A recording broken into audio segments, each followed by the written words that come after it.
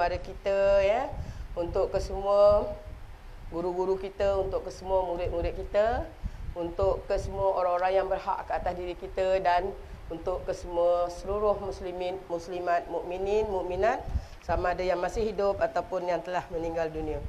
Al-Fatihah. A'udzubillahi minasyaitonirrajim. Bismillahirrahmanirrahim. Alhamdulillahirabbil alamin arrahmanirrahim. Iyyaka na'budu wa iyyaka nasta'in. Ihdinas siratal mustaqim. Siratal ladzina an'amta 'alaihim ghairil maghdubi 'alaihim.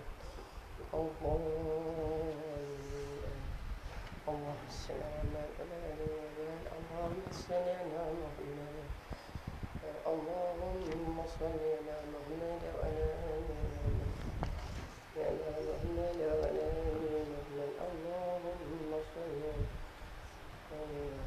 اللهم صل على محمد. اللهم صل على محمد وعلى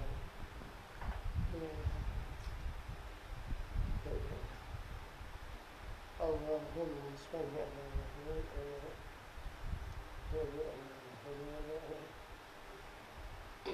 Astaghfirullahaladzim.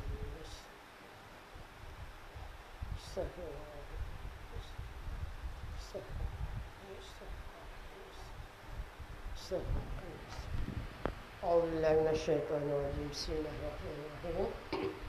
Alhamdulillahi rabbil alamin wassalatu wassalamu ala asrafil anbiya'i wal mursalin wa ala alihi wa sahbihi wasallam. Alhamdulillahi.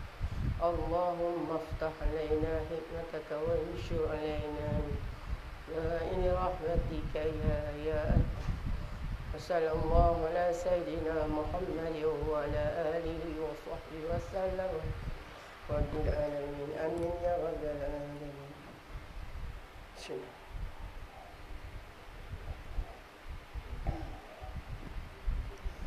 Assalamualaikum warahmatullahi taala wabarakatuh.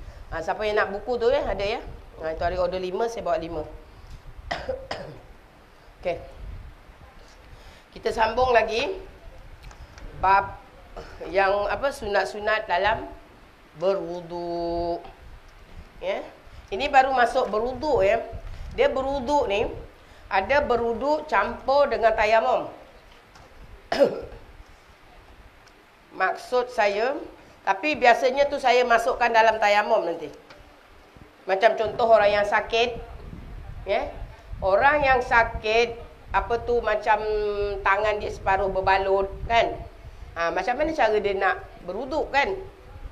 Katakan apa? Dia dekat hospital ke? Dia yang cucuk jarum kat tangan tu, kan? Ataupun yang dia accident ke? Tak kisahlah apa-apa. Tapi tu biasa saya akan masukkan nanti dalam bab tayamum. Dia ada kena campur, ada campur dua-dua. Jadi yang ni saya ajar yang wuduk saja. Wuduk yang tulen-tulen lah. Nanti yang wuduk campur tayamum saya biasanya ajar dalam bab tayamum. Boleh ya? Tak lama lagi dah. Tak lama pun tahulah, Allahualam. Cuma kalau ada siapa-siapa yang terdesak, terdesak maknanya dia sampai itu dulu, maka dia boleh tanyalah saya. Okey. Hari ini kita sambung bab wuduk bahagian sunat, betul? Bahagian sunat tak habis lagi, kan? Okey. Jadi macam saya cakap selalu, kalau ada juga pertanyaan, adakah tertib itu wajib? Maka adalah wajib, hukumnya mengikut mazhab Syafi'i. Jangan tanya bab lain lah. Jangan tanya imam apa, mazhab Hanafi, Hambali ke apa. Ya, sebab macam yang guru saya ajar, adabnya kita. Adabnya kita, dia kata kalau guru tu ajar Hambali macam ni, Hanafi macam ni, Syafi'i macam ni, apa lagi? Maliki macam ni, dia kata sebenarnya untuk seorang guru itu kurang adabnya mengajar anak muridnya. Ya. Macam lain kalau macam yang di pondok pengususan, ya, bukan yang ataupun di U ke apa yang ambil pengajian perbandingan mazhab. Itu memang belajar. Tapi bila di sini Yang kita hanya mengajar kepada hajar-hajar bab fardu ain yang kata orang mendalami ataupun mengulang kaji, maka yang ni tak perlu. Ya? Bukan saya tak tahu, tapi tak perlu. Itu yang dinikan. Jadi untuk nak mengelakkan hajar-hajar keliru. Nanti kalau kita nak tunjuk semua, pening. Sebab apa? Apa yang perlu saya ajarkan mengikut kepada ulul amri di sini. Ya, untuk ulul amri di sini dia mengarahkan kita punya pahaman Ahlussunnah wal Jamaah, As-Satariyah, Al-Mutariyah kan. Jadi mazhabnya Syafi'i. Maka saya mengajar bab-bab wudu hanya Imam Syafi'i, ya. Jadi kalau ada pertanyaan, saya jawablah. Tapi untuk saya nak mengajar, tak ada. Contoh, kalau orang tanya, saya ada pergi Mekah. Contoh biasanya bila pergi luar negara lah. Ataupun orang luar negara datang sini. Contoh macam kita kat airport ke, atau kat meja-meja airport. Dia kata, saya pernah nampak orang perempuan tudung lingkup, jubah. Tapi dia pakai jubah lah, dia tak pakai tekung. Orang telekong ni biasa orang Malaysia je, orang Indon. Orang lain-lain tak ada, dia pakai jubah. Jadi dia kata dia tak pakai stokin, nampak kaki dia. Tak sah lah sembahyang dia. Tak. Itu ada mazhab yang boleh. Macam tu. Jadi jangan kata tak sah. Bagi dia sah, tapi bagi kita tidak sah. Boleh faham ya? Macam tu kalau ada pertanyaan. Jadi kalau kita macam juga dipesankan oleh guru saya, kalau kita pergi Mekah, jangan pandang orang, jangan pandang orang tu salah, orang ni salah, orang tu salah. Dia mengikut dia punya mazhab. Jadi mazhab dia betul, kita salah. Contoh, nanti ada orang tengok dia basuh muka, lepas tu dia basuh tangan, basuh kaki, baru dia sapu kepala. Dah kita kata dia tak sah. Ada mazhab yang mengatakan tertib tu hanya sunat. Mazhab apa? Adalah mazhab dia, jadi kita tak perlu. Jadi saya tak mengajar yang perbandingan mazhab. Jadi kalau hajah masuk sekolah kajian pondok 3 tahun, ya, ataupun masuk universiti buat kajian, memang ada. Jadi macam tu. Okey, boleh faham ya? Jadi untuk mazhab kita begitu. Okey. Jadi hari ni maaf, batuk saya masih tak berapa ni. Jadi itu hari kita dah masuk sampai muka surat 28 kan?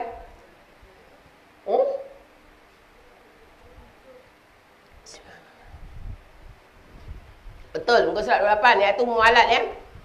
Mualat iaitu berturut-turut membasuh anggota kedua sebelum anggota pertama kering. Betul? Sampai kat situ. Jadi untuk mazhab kita, mazhab apa? Syafi'i mengatakan sunat. Mazhab lain ada kata wajib ya. Cuma dalam mazhab Syafi'i dia menjadi wajib apabila apa? Apabila apa? Saya rasa saya dah cakap. Apabila apa? Ada yang ingat? Ada ingat tak? Apabila hajah sentiasa dalam keadaan berhadas. Baru dia ingat. Kalau tak, dia tak ingat. Kena masukkan separuh dulu ya. Apabila mu'alat ni berturut-turut hanya jatuh wajib bagi mazhab Syafi'i apabila keadaan seseorang itu sentiasa dalam keadaan berhadas. Faham ya makna berhadas? Sama ada dia istiadah, iaitu orang datang haid biasalah galibnya 6-7 hari atau maksimal 15, tapi dia 30 hari contoh. Ya, tu dia dalam keadaan istiadah. Ataupun orang kencing keluar habis, dia tak menetes saja contoh. Jadi dia sentiasa kencingnya tak tos, tu dia berhadas. Ataupun orang kentut sekali je, ataupun paling banyak 3 kali tembak, pot. Dia tak, dia sikit tapi dia leaking.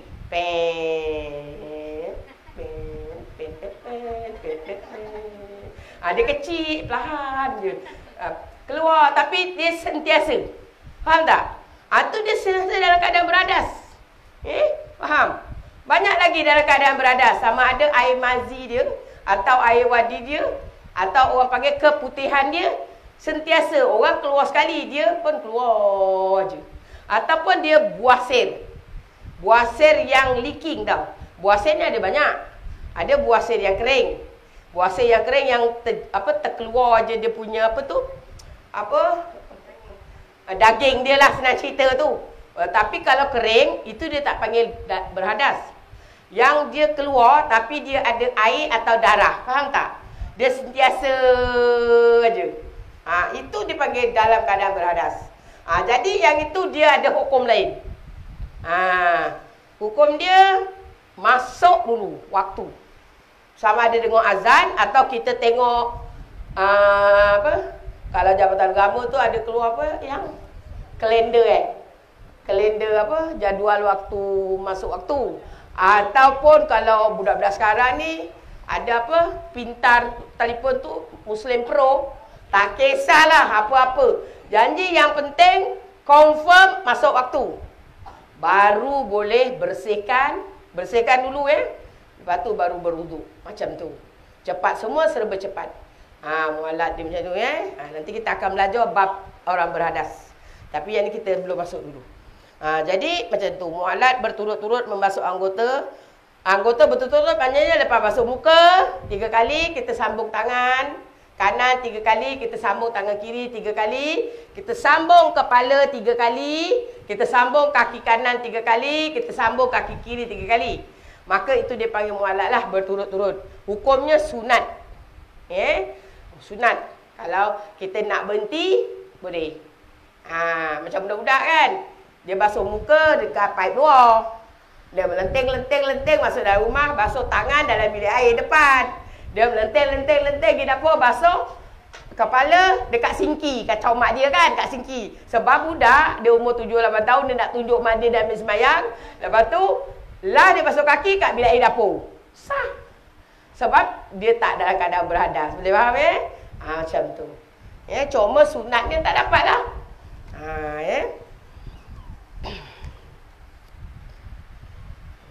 Okey. Jadi yang ke-14 apa benda? Dia kata memanjangkan. Memanjangkan garuah tu maknanya membasuh bahagian depan muka hingga ke bawah dagu. Maksudnya terus ke leher. Memang ini ada dalam hadis Nabi. Nabi kata apabila kamu basuh bahagian wajib, maka hendaklah kamu lebih-lebihkan. Kerana bahagian yang lebih itu nanti di akhirat dia akan mengeluarkan cahaya. Cahaya yang menandakan itulah besok Nabi kenal umat dia. Sebab sahabat tanya, "Ya Rasulullah, pada masa tu ramai kan orang, bayangkan daripada zaman Nabi Adam sampai kiamat, cuba bayangkan. Ramai tak? Lepas tu macam mana nak kenal umatmu ya Rasulullah?" Kata Rasulullah, "Saya kenal." Macam mana kenal? Tu Rasulullah cakap dengan sahabat, kalau dalam kelompok tu segerombolan kambing putih, ada 1 ekor kambing hitam, kenal tak? Mestilah kenal. Jadi itulah dia tanda dia. Tanda dia ini, kalau katakan kita basuh sampai siku, lebihkan. Jadi yang lebih tu cahaya. Cahaya tu nanti yang Rasulullah akan kenal. Oh, itulah umat aku, kata dia. Yang kedua, mengelakkan was-was. Ngam-ngam aja. Kat dagu ni ngam-ngam. Nanti datang bisikan setan. Kau tu basuh, kurang. Kalau dulu saya kat kampung kan, dekat dengan jirangan Cina. 1 hun kata dia. 1/2 hun. Saya pun tak tahu dia cakap lah kan. Dia ukur, kita inci kot. Seperti biasa. Jadi walaupun kurang 1 hun ke 1/2 hun, tetap batal. Tetap tak sah, tahu tak? Dah, kita nak sembahyang. Aku tadi bawah dagu ke ngam-ngam ke, bawah sikit ke lebih sikit. Dah, sembahyang pun tak usyuk, tahu tak Jah? Cuba kita lebihkan. Basuh dagu, tarik dagu sampai leher. Sini pun tarik. Nak habis tu, dah kat situ kita dah boleh mengurangkan godaan syaitan yang menguas-uaskan kita. Betul tak? Jadi ada 2 kelebihan dia. Pertama, kelebihan dia kita mengelakkan was-was. Yang kedua, insya-Allah ada cahaya. Cahaya itulah. Cahaya tu hanya untuk umat Muhammad. Macam tu. Tapi bukanlah melebihkan basuh ni, jangan salah faham. Jangan kata orang air pula berlebih-lebih gitu, bukan.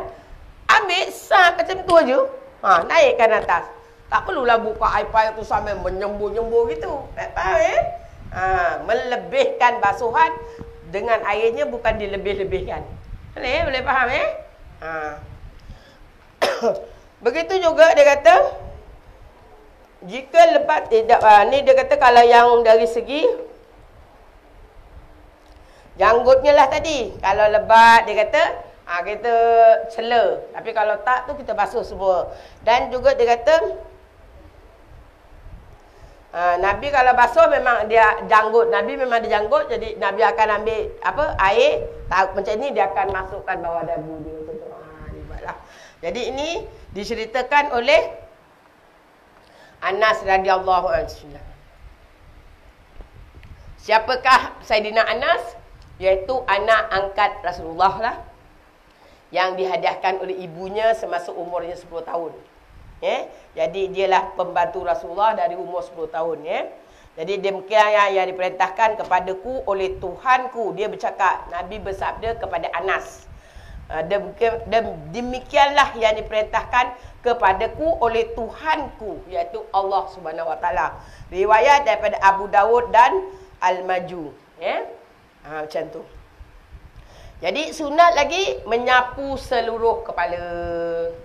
Menyapu seluruh kepala tu sunat. Tapi sebab tu kebanyakan lelaki dia sapu kepala. Dia sapu sini kan dia tangan dua raup sampai belakang itulah. Tapi bagi perempuan payah sikit. Kan? Kecuali kita dalam bidang ketudung ke kadang-kadang rambut panjang tu boleh juga kita buat syarat. Sebab sapu je. Sapu ni maknanya bukan kita basahkan tau. Kita tangan kita basah, kita lalukan aja air tu. Lalukan tangan kita tu ke depan ke belakang. Jadi kalau kita pakai serekuk kepala balik, tudung tak lokus. Kalau lokus tu awak bukan menyapu kepala. Awak membasuh kepala. Sebab hukumnya bukan basuh kepala yang sapu. Macam tu.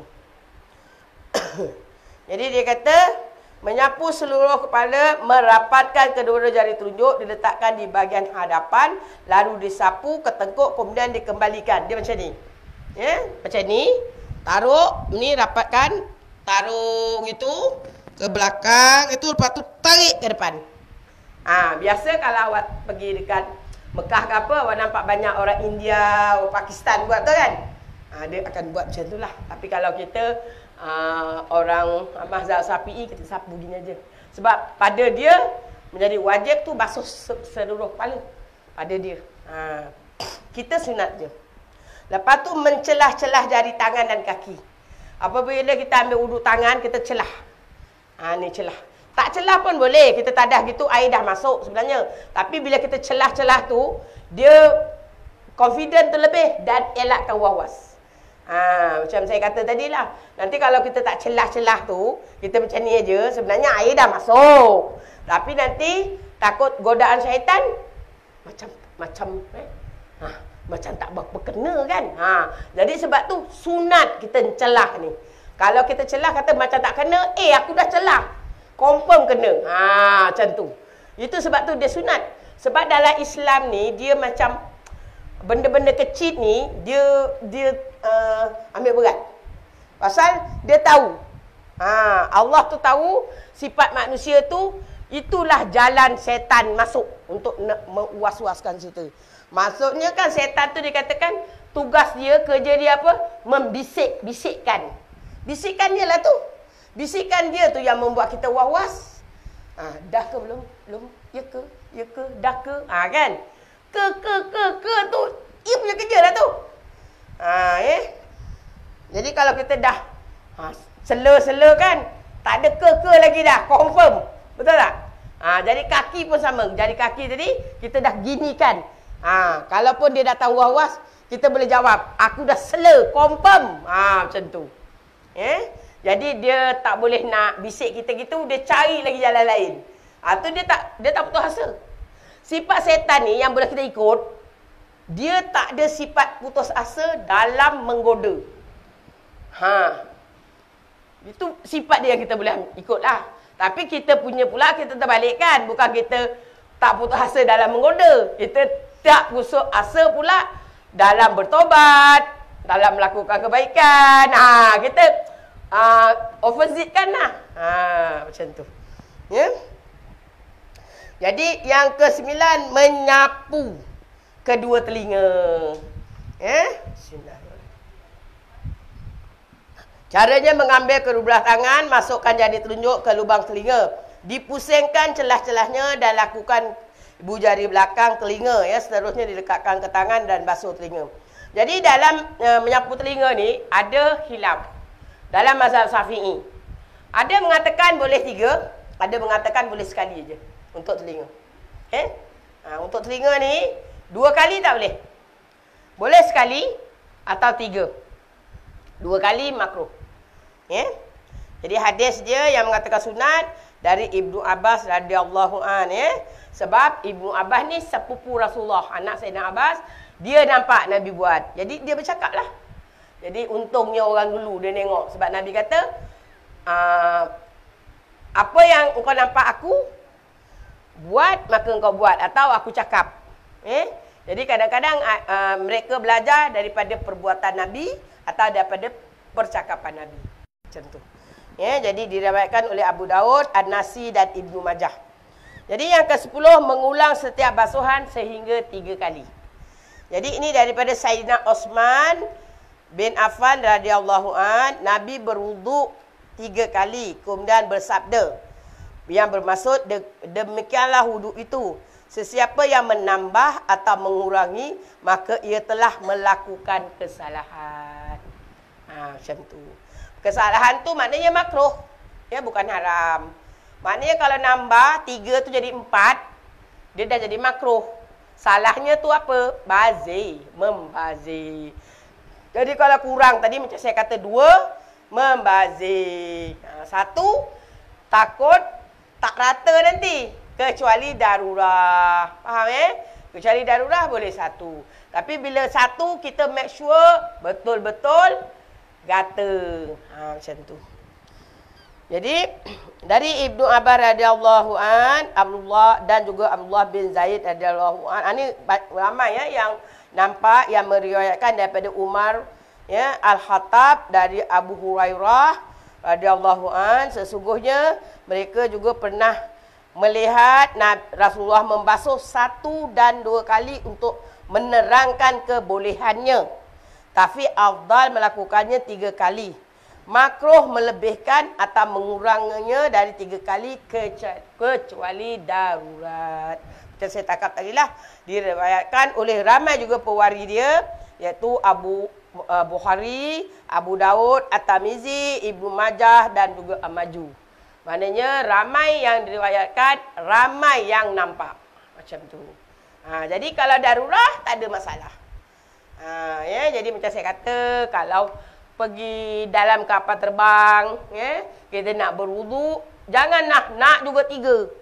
1 cukup, tapi make sure betul-betul confirm kita ratakan betul-betul. Begitu juga dekat Padang Arafah yang air susah, orang beratur panjang ramai, kecuali awak ambil package. Kalau ambil package, tapi mahal lah package kan. Sampai RM50,000 mungkin tak mampu kan.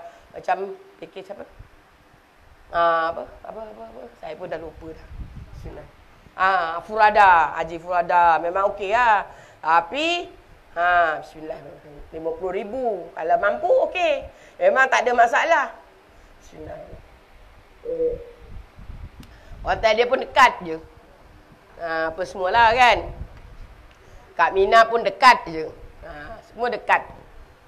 Tapi duitnya jauh. Kalau jauh disusun dulu RM50,000 dengan tabung haji, lebih kurang RM10,000 kan jauh. RM10,000, RM50,000. 5 orang tabung haji. Tu baru seorang. Kan?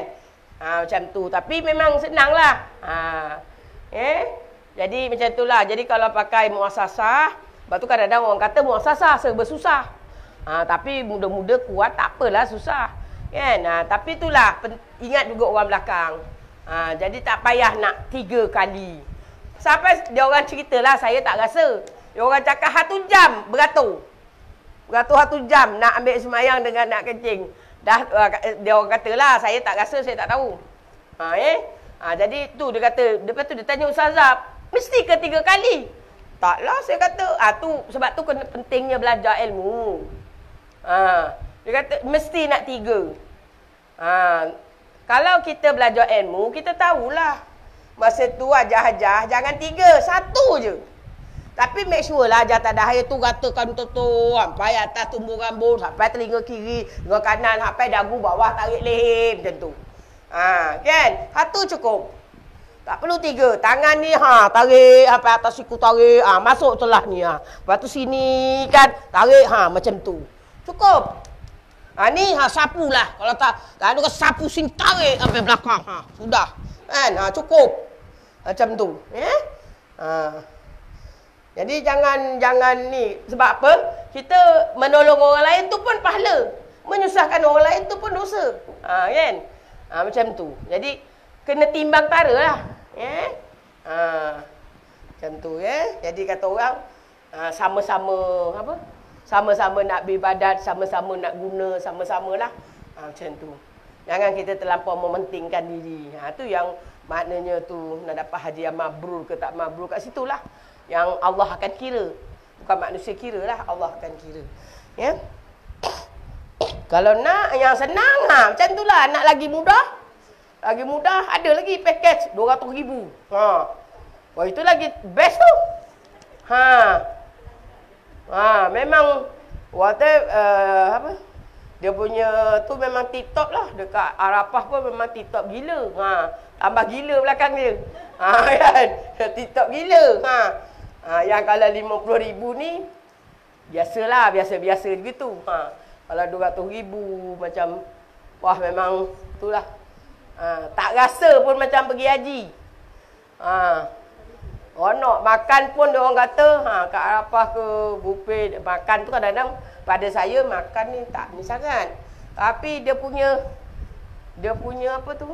Hotel dia pun yang ada Kaabah tu dah lah dekat. Lepas tu tengok dekat tingkap tu nampak Kaabah bawah tu. Kan? Turun aja.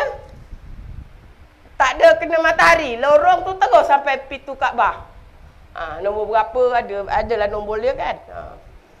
Memang ni lah kan. Lepas tu orang ada duit ataupun orang yang dah tua lah.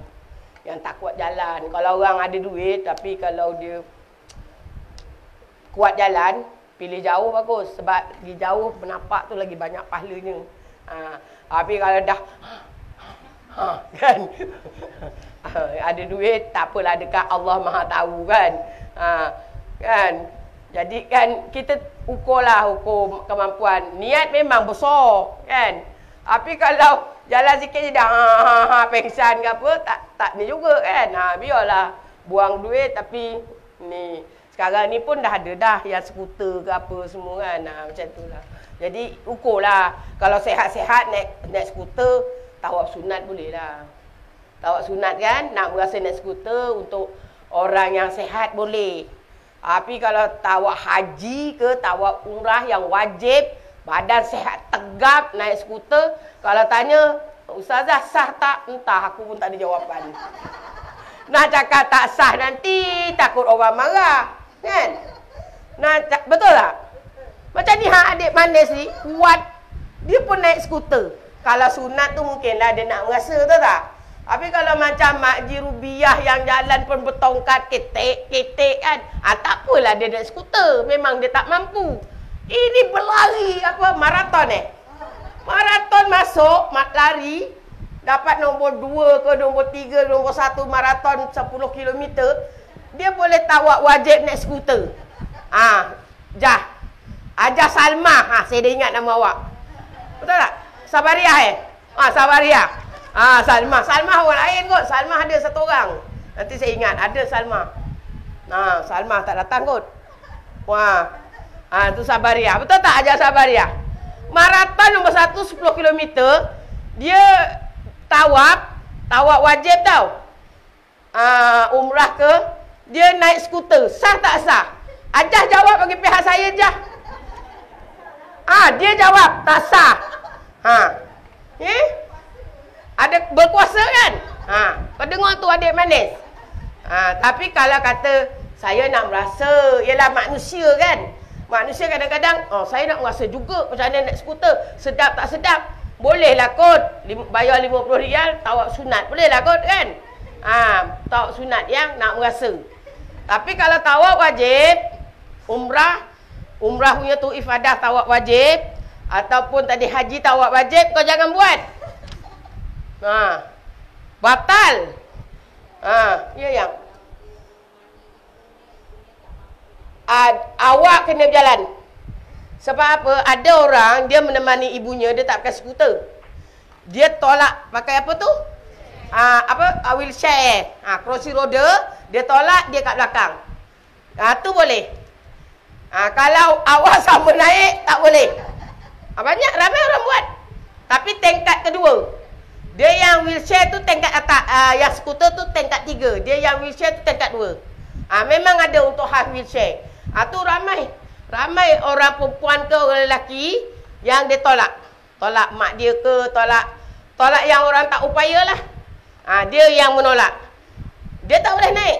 Sebab dia mampu. Dia berkudrat. Dia tak boleh. Cuma kalau dia tolak, dia penat, dia boleh berhenti.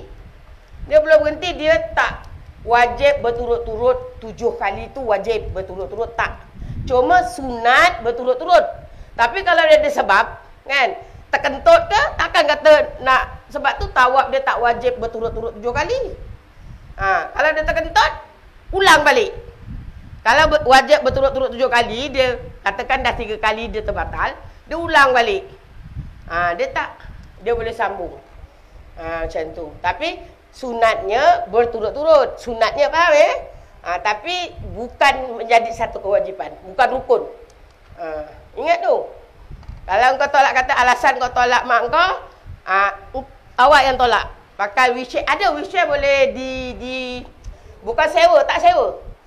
Pergi dekat polis, tunjuk apa tu? Kita punya kad tu. Kad tu, kad kita lah, sama ada kita pakai package ke, pakai muasasah ke apa, kita tunjuk. Nanti dia ambil lah, dia akan record. Dia beri je. Nanti kita pulang balik kat dia, kita tunjuk balik, nanti dia catat. Jangan tak pulang. Macam tu. Faham okay. Jadi jadi dia kata apa lagi? Mendahului kanan dari kiri. Mendahului kanan dari kiri maksudnya habiskan tangan kanan 3 kali, baru tangan kiri 3 kali. Jangan kanan sekali, kiri sekali. Kanan sekali, kiri sekali. Kanan sekali, kiri sekali. Tak So ini saya pernah tengok di RNR. Saya tengok, saya kata, mula-mula kan saya tak terfikir. Saya kata bagus juga ilmu. Jadi saya mengajar sebenarnya. Jadi saya mengajar tu, nampak. Kalau tak pun saya pun tak terfikir. Tak terfikir sebab saya belajar macam mengajar macam itu, belajar macam tu, tak terfikir. Jadi bila saya tengok orang buat, ilmu saya dapat. Saya kata, bila kita tegur, tak boleh kata dia. Bukan kanan, kiri, kanan, kiri, kanan, kiri. Saya kata, tak boleh, habiskan kanan dulu baru kiri. Gitu Jadi habiskan kanan dulu 3 kali, baru pergi tangan kiri 3 kali. Okey Jadi seterusnya apa? Ini dari Abu Hurairah Nabi bersabda yang maksudnya, apabila kamu berwuduk, maka mulailah dengan anggota kanan kamu. Riwayat Abu Dawud dan Ibnu Majah. Jadi kalau guna kiri sah. Sah tak? Basuh kiri dulu baru kanan? Sah. Sah yang tapi tak dapat sunat dan tak dapat sunnah. Sunat tu pada sunat pakai kanan. Sunnah tu tak dapat sunnah Nabi lah. Nabi guna kanan dulu. Okey? Kanan kiri sah. Sah. Sah yang genong-genong aku tu, komen kau genong akan lep mata. Sah tapi tak dapat sunat. Faham Okey. Menggosok setiap anggota semasa berwuduk. Gosok. Jadi macam ni, tangan kita ratakan. Boleh tak macam itu? Buka paip gitu? Boleh. Cuma nanti macam saya kata, takut was-was. Nanti, bila dah semayang kadang-kadang tu dimainkan setan. Aku tadi gini, sampai tak ujung siku. Nanti lipat sini tak kena, kata dia kan. Jadi sebab itu dalam Islam sunat digosok. Sunat, bukan wajib. Tak gosok, boleh? Boleh. Cuma tak dapat pahala sunat. Sunat digosok. Okey. Jadi kalau gosok tu boleh tengok, mana tahu ada sisik ikan ke, kan? Getah ke, jadi nampak. Okey, katakan awak dah basuh tangan, kan? Tak perasan makcik yang gabun, termasuk saya yang gabun ni, ada ambil sembahyang kacamata yang ada? Tak ada kan? Jadi basuh muka kan tak kacamata, basuh tangan. Dah sapu kepala, kononnya pakai sekuk kepala, pakailah kacamata. Nak basuh kaki, sebab kaki tu kan jauh kan? Takut tak ada apa-apa tak nampak, pakailah. Biasa saya macam tu, pakai kacamata. Pasal nak basuh kaki tu jauh, takut tak nampak. Bila pakai kacamata, nampak le kat tangan ni ada sisik ikan ke, getah ke. Apa perlu buat? Gosok. Ni dah sampai kepala tau, nak pergi kat kaki, gosok. Gosok tangan tu aja. Memang dah gosok tangan, sikit, basuh kaki gitu. Boleh? Boleh tak? Boleh tak boleh yang? Tak, kenapa tak boleh? Tak, saya congkel kulit sisik tu. Saya dah kacamata dan nampak ada sisik ikan. Saya congkel. Saya basahkan tangan saya ni. Saya basahkan tangan saya kan dah kena air. Lepas tu saya terus basuh kaki. Boleh tak boleh? Boleh. Siapa kata boleh angkat tangan? Okey. Siapa kata tak boleh angkat tangan? Siapa kata tak tahu angkat tangan? Okey. Ada 3 Boleh, tak boleh, tak tahu. Alhamdulillah, jujur semua. Tak apa, belajar kan? Tak payah malu. Jawapannya tak boleh. Kenapa? Nak tahu kenapa? Tadi hukum apa? Kenapa tak boleh? Tertib. Saya kan tadi dah basuh muka yang. Betul tak? Saya kan dah basuh tangan. Betul tak Makcik Rubiah? Lepas tu saya kan dah basuh sapu kepala kan? Bila saya nak basuh kaki, sebab mata rabun kaki kan jauh, takut tak nampak, ada sisik ikan ke, ada getah ke, ada apa-apalah. Saya pun pakai kacamata. Bila saya pakai kacamata, saya pun nampak tangan saya ada sisik ikan. Saya congkel sisik ikan, saya sapu. Sapu-sapu sisik ikan, basuh kaki. Dah lawan tertib tak? Dah lawan tertib. Dah lawan tertib, maknanya sah tak? Sah tak? Apa perlu saya buat? Repeat again dari mula. Faham tak? Makna yang tadi automatically batal. Boleh faham tak? Faham? Maknanya saya kena basuh muka semula, niat dalam hati, aku berwuduk. Tapi dengar sini. Kalau saya basuh muka, lepas tu saya basuh tangan. Lepas tu nak dengar sini. Nak sapu kepala, tiba-tiba saya ternampak. Ada sisik ikan. Dekat sinilah. Dekat gitu kan nampak. Ada sikit ikan. Saya pun congkel, basuh tangan saya balik. Boleh tak boleh? Tu boleh. Pasal saya belum lagi menuju kepada sapu kepala. Faham tak? Kalau saya dah nyapu kepala, dah tak boleh. Faham tak? Jangan sambung Boleh jelas tak? Pasal apa yang jadi tak sah tu? Pasal dah melanggar tertib. Kan basuh muka, basuh tangan, basuh kepala, nak basuh kaki, nampak basuh balik tangan. Dia dah langgar tertib. Boleh ya? Faham ya? Jadi yang tahu bagus, yang tak tahu pun tak apa, dah tahu hari ni. Yang tak tahu boleh ke, tak tahu tak boleh pun, alhamdulillah dia datang hari ni pun dia dah tahu. Okey, boleh. Jelas Jadi kena bagi tahu dengan anak. Kena bagi tahu dengan anak. Kalau ada anak kecil ke apa, nak, kalau ada nampak apa-apa jangan ulang. Jangan disambung. Kena ulang dari A balik. Bismillah.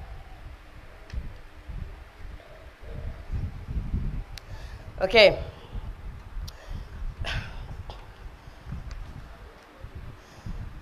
Ini tadi angin tiup lah. Ulang balik. Awak pun tak tegur.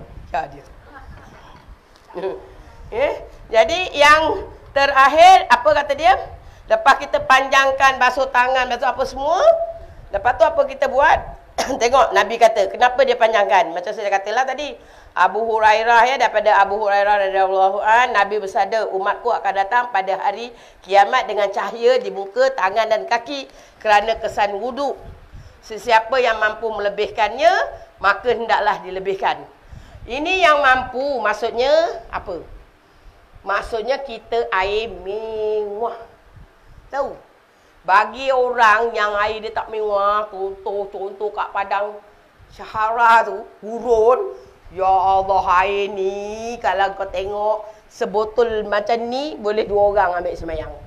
Sikit dia tak ada air. Sikit aja. Asal air tu dia dah cukup dah. Kalau dia tengok awak ambil semayang kat sini, gini agaknya. Apa tak? Buka air menyembur.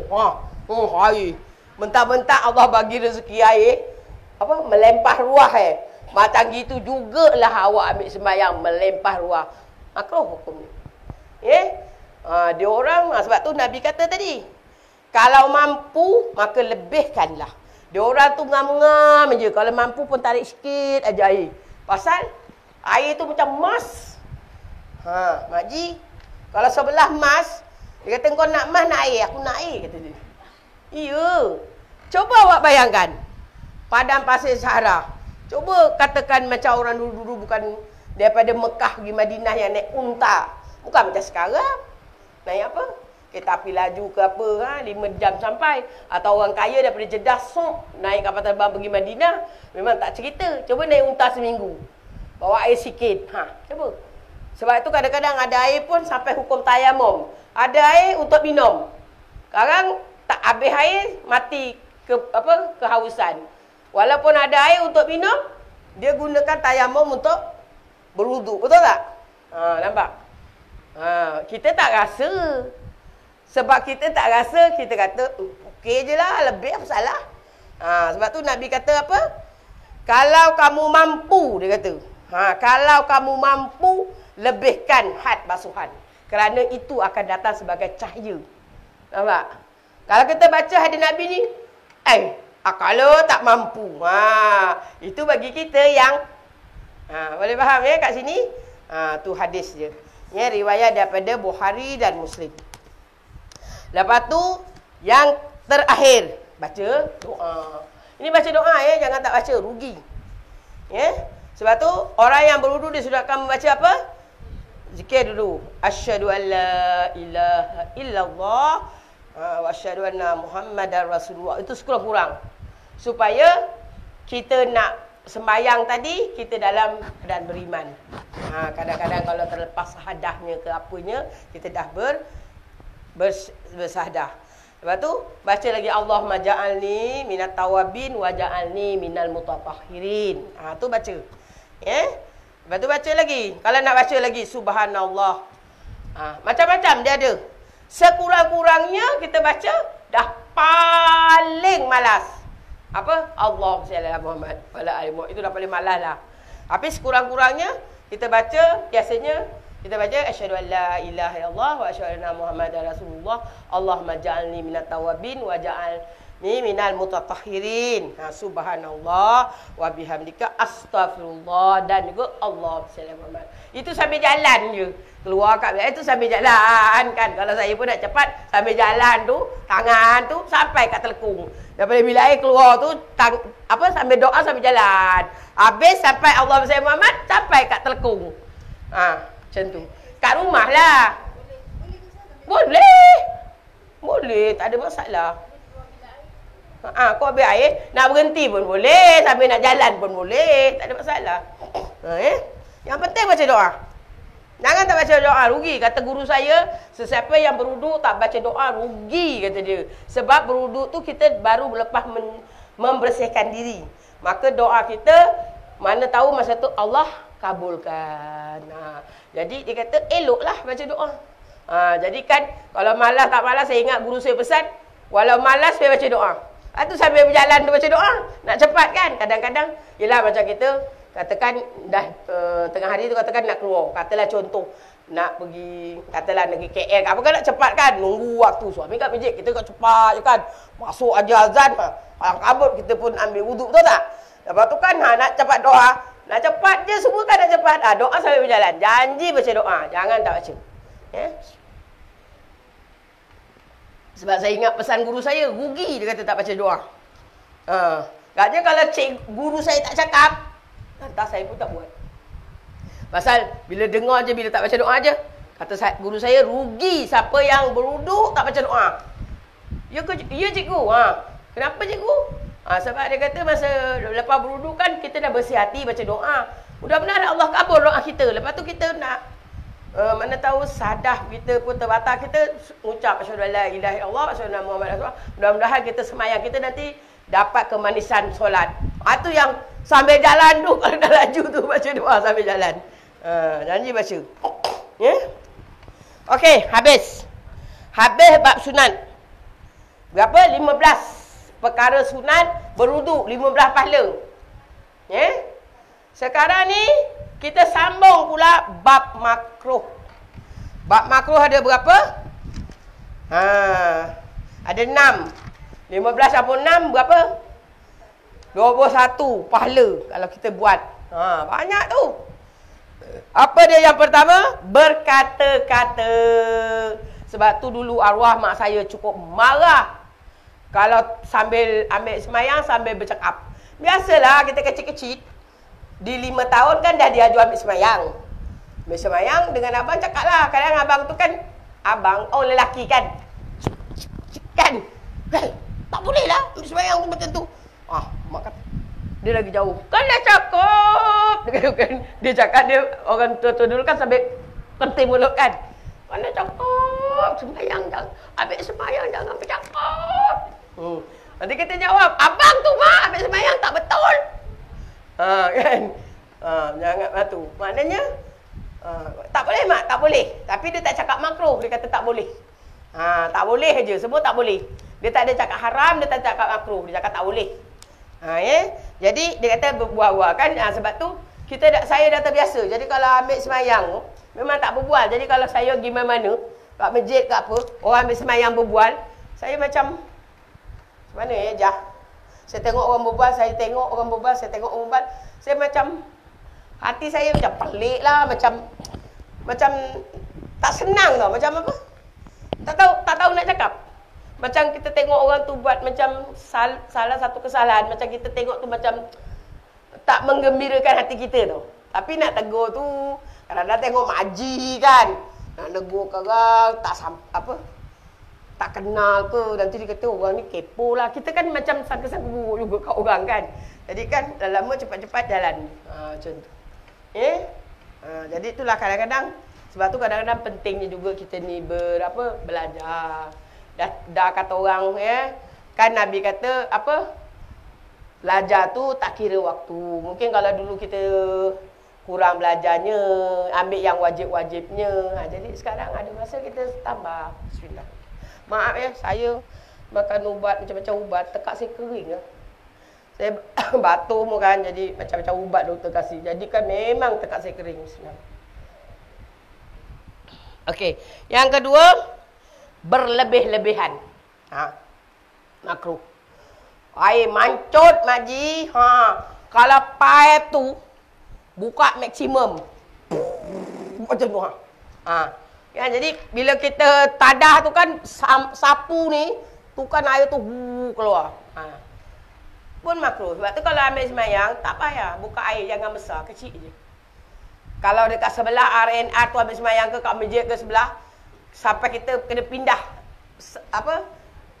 paip tu tak boleh sebelah. Macam ni paip kita kena lari paip sebelah sana. Kalau tidak habis Kalau kita tak angkat kita punya jubah, basah jubah kita. Kan? Jadi jangan banyak-banyak. Sekadarnya. Berlebihan. Atau terlampau bahil. Sikit. No pula. Itu pun tak boleh. Kecuali darurat lah. Ini pula macam kat padang pasir. Air kan ambil sebotol. No. Kata ustazah kata air sebotol ni boleh berdua. Saya pun guna. Itu untuk orang pada pasir. Awak ni dia patut-patut le. Macam orang ada RM2. Dia anak dia 5 orang, dia beli beras masak bubur, betul tak? Masak bubur air banyak. Jadi ni dia makan apa? Bubur nasi ke bubur air? Bubur air, betul tak? Beli beras RM1, anak 5 orang. Jadi dia makan apa kalau orang susah? Bubur air, betul tak? Yang awak duitnya banyak, beli beras pun RM1, dah melampau lah tu kan? Contoh. Macam itulah. Jadi, yang dia memanglah miskin. Beli beras RM1, masak bubur air, bubur kanji. Dah memang itu yang dia ada. Yang awak banyak duit, buat macam itu nak buat apa? Jadi hukumnya dah makruh. Faham tak?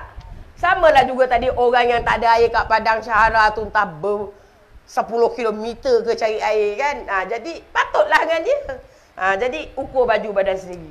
Jadi kalau yang biasa-biasa, kalau kita mewah dengan air, berlebih-lebihan hukumnya makruh. Terlampau bahil pun makruh. Yang sedang-sedang aja. Okey? Jadi kat sini firman Allah dalam surah Al-A'raf ayat 31 ya. Wala tusrifu innahu la yuhibbul musrifin. Apa kata dia? Dan janganlah pula kamu melampau. Ya, sesungguhnya Allah tidak suka akan orang-orang yang melampaui batas. Maknanya bakhil tu pun melampaui batas. Boros tu pun melampaui batas. Ya, bukan boros saja melampaui batas, bakhil pun melampaui batas. Ni karena kenapa bakhil? Goreng ikan kering gelama yang kecil macam ni kan, ada ikan kering gelama ke ikan bulu ayam kecil macam ni 5 orang anak masak bubur dalam bubur apa tadi yang bubur air. Dia ambil ikan gelama ikan bulu ayam macam gini, potong 5. Makan. Pada duit banyak tu. Tu melampaui batas lah tu. Kan? Bakhil nama dia. Tapi pula kalau misal kata anak 5 dia belikan besar-besar siakap 3 ekor, masak semua. Masak kari, masak apalah, seekor masak asam pedas, seekor masak sour, seekor katakan masak kari. Lepas tu sayur lagi 1 kilo habis, nasi sekali masak 5 pot, makan berlambat-lambat sampai basi. Tu pun tak boleh juga melampaui batas dan boros. Jadi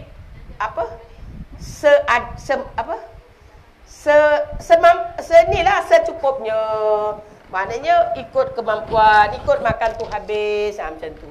Tapi kalau masak banyak-banyak, nak sedekah-sedekah jiran ke apa, tu tak apa. Macam tu. Jadi yang ketiga, memukul muka dengan air. Pernah tak nampak? Dia orang ambil air macam ni, dia balik. Pung! Pung! Macam tu. Dia panas. Adik mana kepanasan, dia pergi kat tepi payah kat tepi tu, dia ambil air. Kan dia buat macam ni, dia baling. Pung! Lagi-lagi dia ambil air yang sejuk.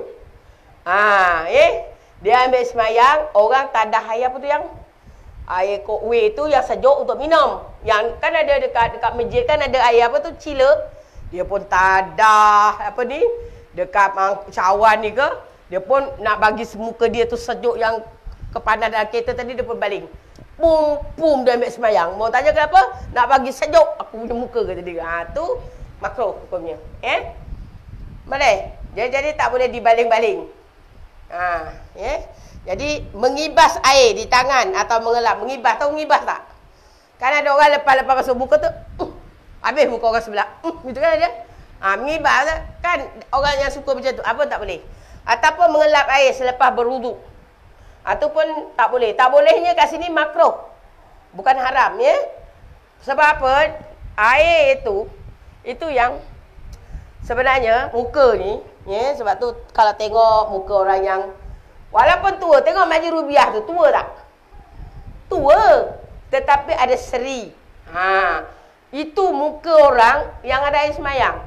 Air semayang tu dia menjadi satu seri dan cahaya dengan syarat jangan dilap. Faham tak? Kalau lap, hilang serinya. Jadi air semayang tu dekat kulit kita ni dia sebenarnya jadi moisture tau. Jadi pelembab. Sebenarnya. Dan jangan lap. Jangan lap macam tu. Sebab tu kalau tengok-tengok walaupun ajar-ajar orang yang semayang lah yang kita tengok semayang, muka dia bukan cantik pun. Betul. You tengok muka dia orang tak cantik. Tak solid pun tak apa, tak cantik. Tapi Piramli kata apa? Manis saja. Betul tak? Manis ada. Cantik tak ada. Cuba tengok Ajar Ruby muka dia. Manis ada. Cantik? Tak sangat. Betul tak? Macam tu. Dia pasal apa? Muka orang yang beriman yang ada semayang ni dia panggil ada nur. Faham nur tak? Kadang-kadang muka orang tu lawa kan, make up tebal apa. Tapi bila mata orang saleh tengok, dia tengok sekali, tengok 2 kali, dia tengok macam hantu tu. Pernah anak saya lah, dia tengok gambar kan, dekat TV ke apa kan. Umi tengok orang tu macam hantu dia tu. Dia kata kan. Maknanya, untuk orang yang beriman, kadang-kadang dia tengok muka orang tu ini bukan semua orang lah dapat. Lepas tu bila anak saya cakap macam tu, saya tegur. Allah kadang-kadang bagi rahsia, kita tak boleh cakap. Itu rahsia Allah bagi kita, kita jangan cakap. Faham tak? Sebab tu wali-wali Allah kadang dia tengok muka kita, muka monyet, muka anjing, muka Allah, ular ke kadang-kadang. Tapi dia tak cakap. Dia tak boleh cakap. Itu rahsia Allah. Faham tak? Kalau dia cakap, mesti Allah akan denda dia, punishment dia. Dia akan dapatlah fitnah apa-apa. Terus saya tegur anak saya, jangan cakap. Diam. Gitu kan. Tapi kata dia cakap gitu. Jadi kalau kita tengok yang datang sini Fadu Ain, cuba tengok. Masing-masing tengok muka kawan dia. Tengok.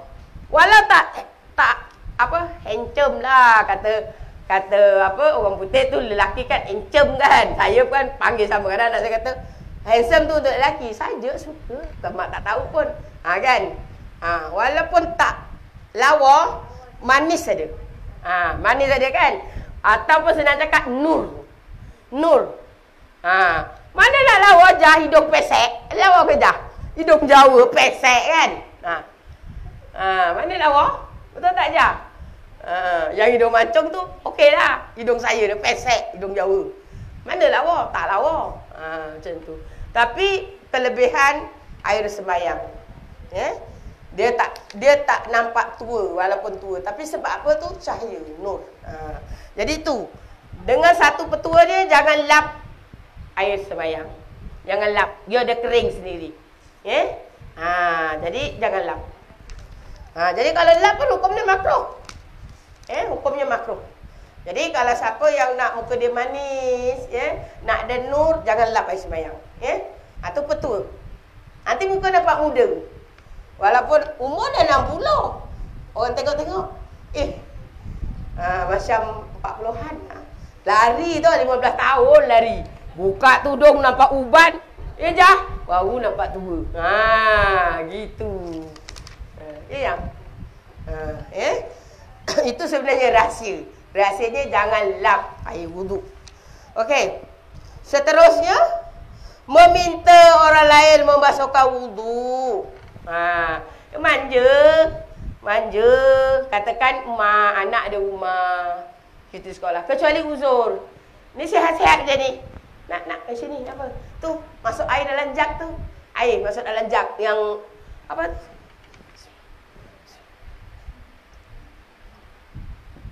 Cuci tangan tu. Cuci tangan yang macam ada apa? Tekoh tu. Kendi cakap, Kenapa Mi? Contoh saya lah. Dia cakap dengan Ajar. Sentak pula Ajar contoh. Kenapa mak? Kata anak saya kan tunggu-tunggu SPM ni kan dekat rumah manja. Ambilkan mak air sembahyang.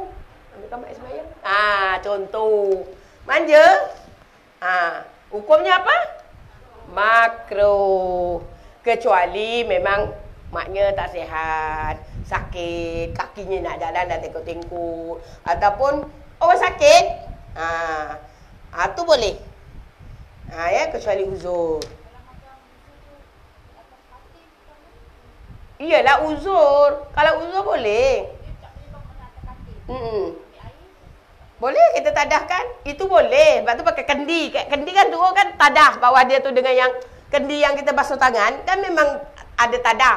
Jadi kita cocokkan tu tadah air tu. Lepas tu kita ratakan tangan. Untuk orang uzur, tak makro. Ini untuk orang tak uzur, macam saya kata tadi, manja. Anak balik duduk kat rumah. 3-4 bulan cuti.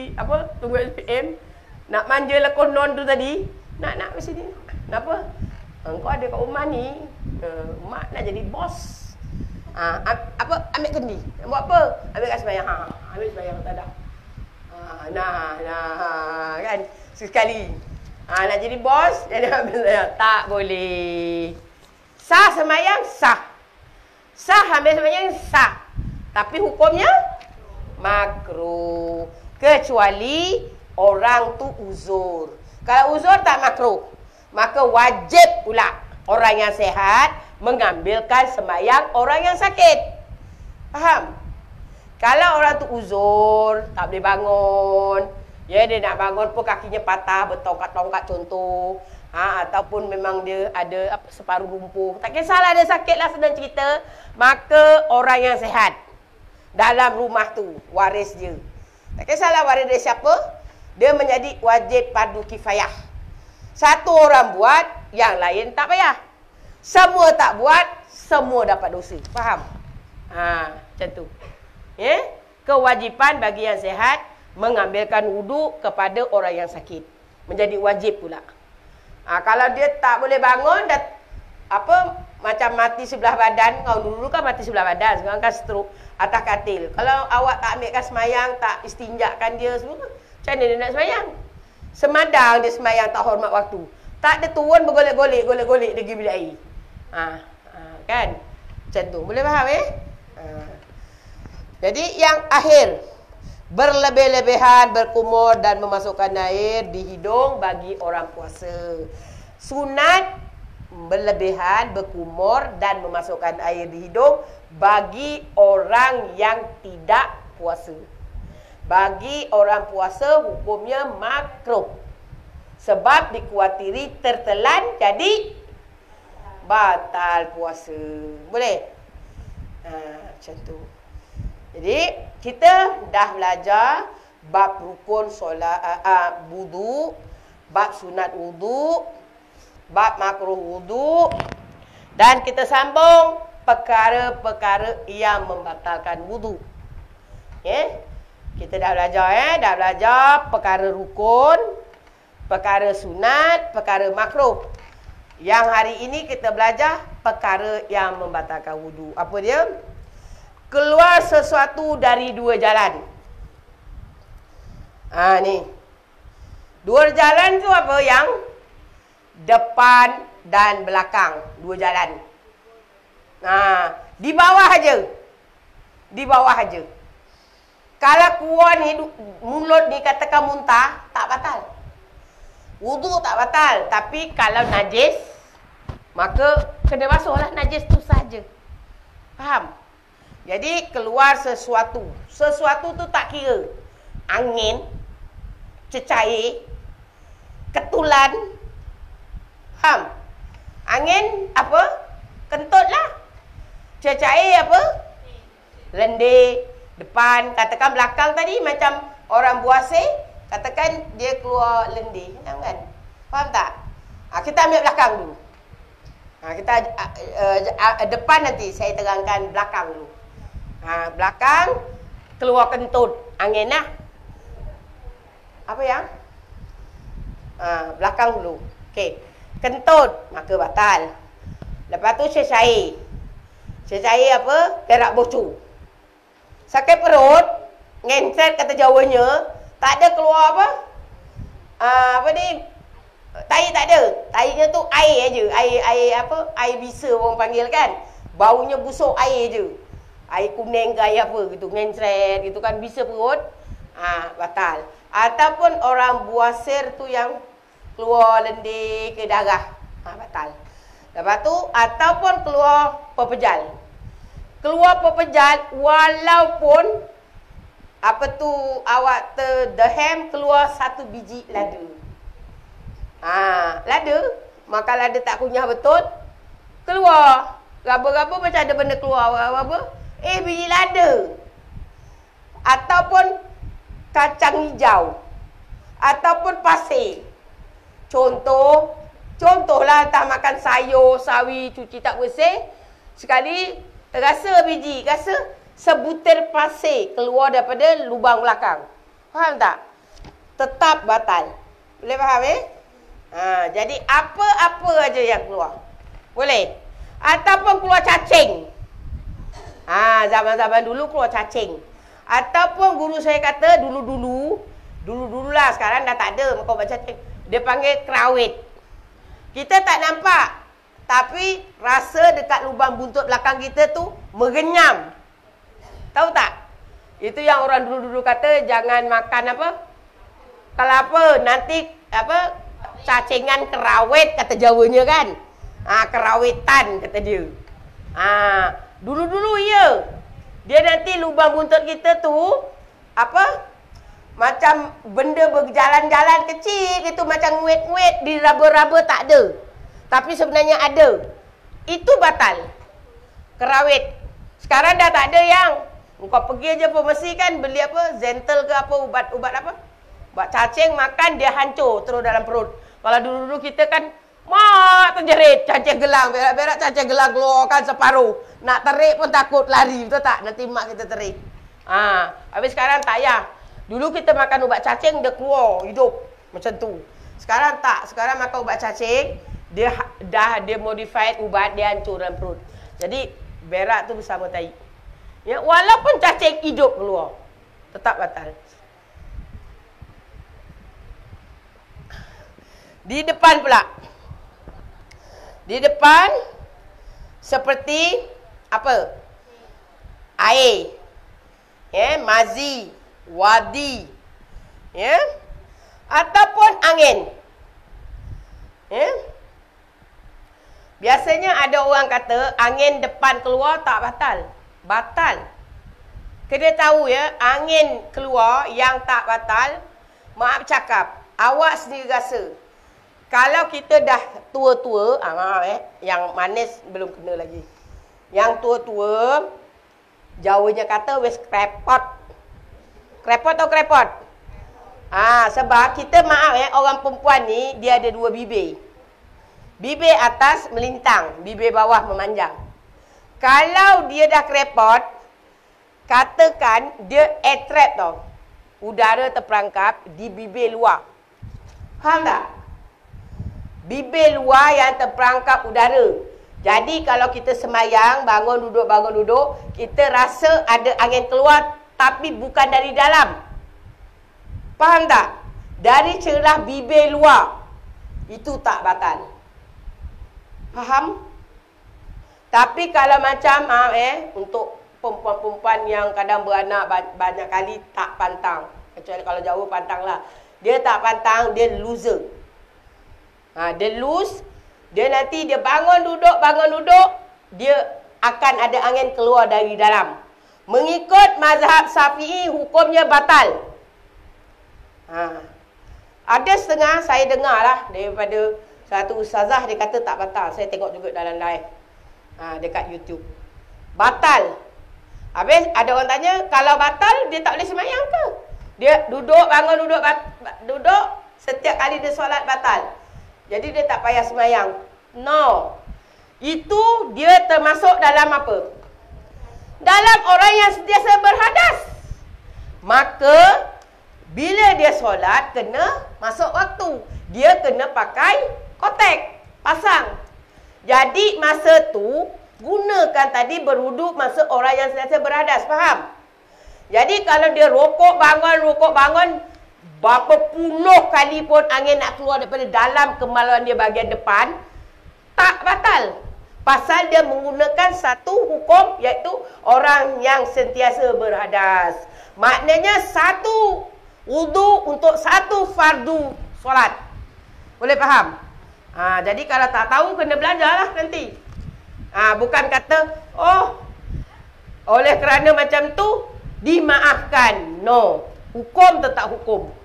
Ya, tak ada kata, kita, orang kata tak ada islah apa, orang kata, dipermudahkan. Apa? Kan ada yang kata apa? Bukan apa? Menghalalkan cara ya, macam mana? Niat tidak menghalalkan cara. Kalau fiqh kata tidak sah, maka tidak sah. Dengan hukum dia kata apa? Membatalkan keluar sesuatu dari dua jalan. Ini mazhab Syafi'i. Saya tak cakap mazhab lain ya. Kalau you make sure keluar tu daripada lubang yang, tahu lubang mana? Lubang yang keluar head, lubang yang keluar anak, lubang yang untuk berjima. Faham Kalau angin keluar daripada lubang itu, hukumnya batal. Jangan cakap tak batal. Yang tak batal kalau keluar angin yang dia trap. Budak muda tak ada trap lah. Ni orang tua-tua. Pasal orang tua-tua ni dia pipi pun dah layut. Saya cakap ni bukan lucah nak bagi you faham. Makna bibir bawah tu dia dah layut. Dia dah layut, dah menggelembek. Jadi dia ada udara yang terperangkap di luar. Dia terperangkap di bibir luar. Jadi dia bergerak, dia bunyi. Jadi you kena sebagai owner, you kena tahu adakah angin itu keluar daripada bibir luar yang terperangkap atau dari dalam keluar. Kalau keluar daripada bibir yang terperangkap di luar, maka hukumnya tak batal. Tapi kalau makji pasti keluar daripada dalam lubang tu keluar, maka hukumnya batal. Boleh faham? Ada nak tanya? Okey.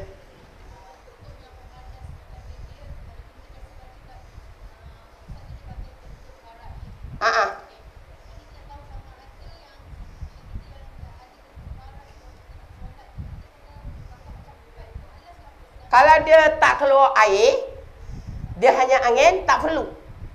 Tak perlu. Kalau yang itu kita panggil dia berhadas, maka satu wudu dengan syarat dah masuk waktu, kita cucilah depan tu macam biasa, lepas tu kita berwudu, jangan tanggung, terus solat satu fardu dan beberapa sunat. Tapi kalau kita pergi masjid, kita tak boleh ambil sembahyang kat rumah. Kita pergi masjid, kalau katalah dah tua-tua nak pergi masjid, sampai masjid dulu dah azan, baru pergi bilik air ambil sembahyang. Lepas tu naik ke masjid, boleh buat tahiyatul masjid, boleh buat solat sunat qabliyah. Lepas tu kalau imam lambat, kita niat dalam hati nak berjemaah dengan imam, itu dikira bukan melambat-lambatkan. Itu dikira dalam solat, maka dibenarkan. Jadi lepas tu kita berjemaah dengan imam. Lepas tu kita boleh terus, jangan tunggu Kita maknanya lepas tu kalau kita nak solat ba'diyah, kita jangan duduk lama-lama berdoa. Kita solat dulu ba'diyah, lepas tu baru kita berdoa. Kalau kita lama-lama, dia batal. Macam tu. Satu solat wajib dan beberapa sunat. Sunat dulu. Tapi dia nak stop macam ni je. Katakan sekarang ni dah nak dekat waktu Ramadan Sekejap saya minum air. Su, satu botol air Su.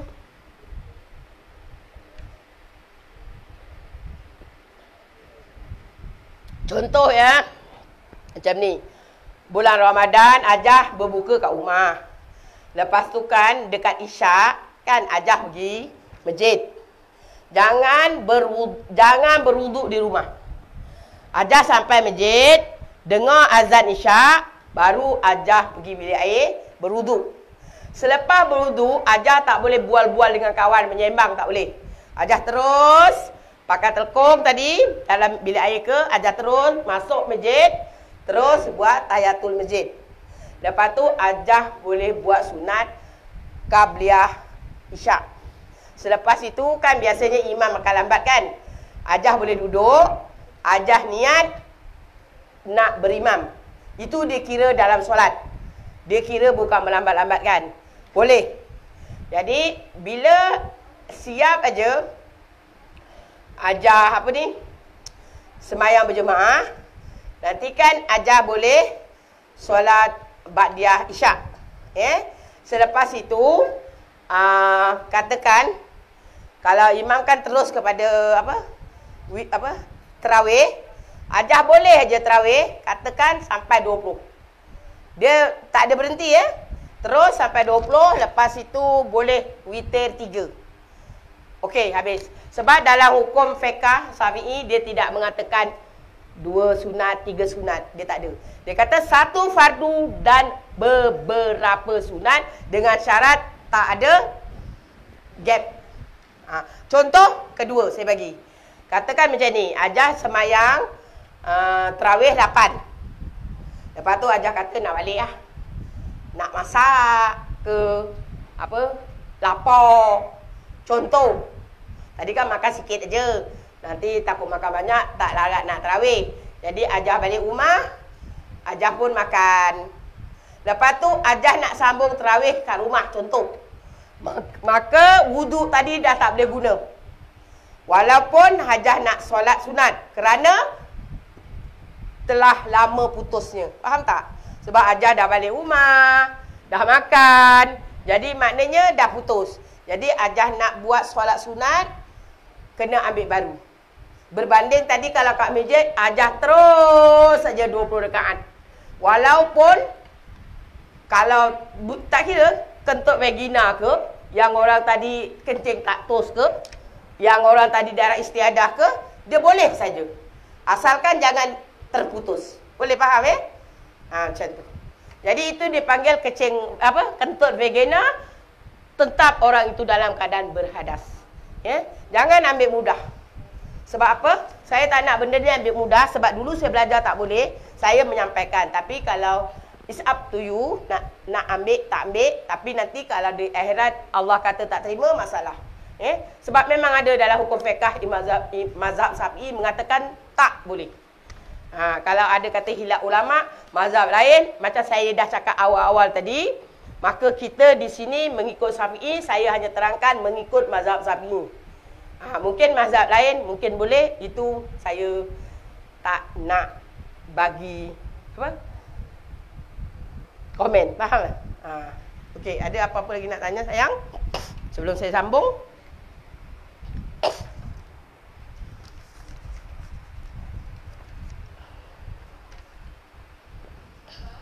Ya saya.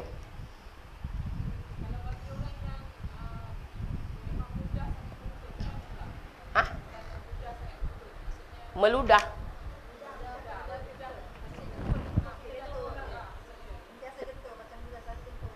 Kentut aja. Samalah. Itu pun berhadas. Macam saya kata tadi, dia kerja dia orang kentut paling banyak 3 kali tembak, pot habis dia. Kejap-kejap. Pantang bergerak. Pantang bergerak, dia kata perut dia dah ada babat, dia kata kan, takkan kerja nak nekan, nanti dia bangun sikit. Dia walaupun keluar tu hanya sikit. Sikit aja. Macam tadi tengok tai. Keluarnya hanya sebutir pasir. Keluarnya aja sebiji lada. Keluarnya aja kerawit. Nampak?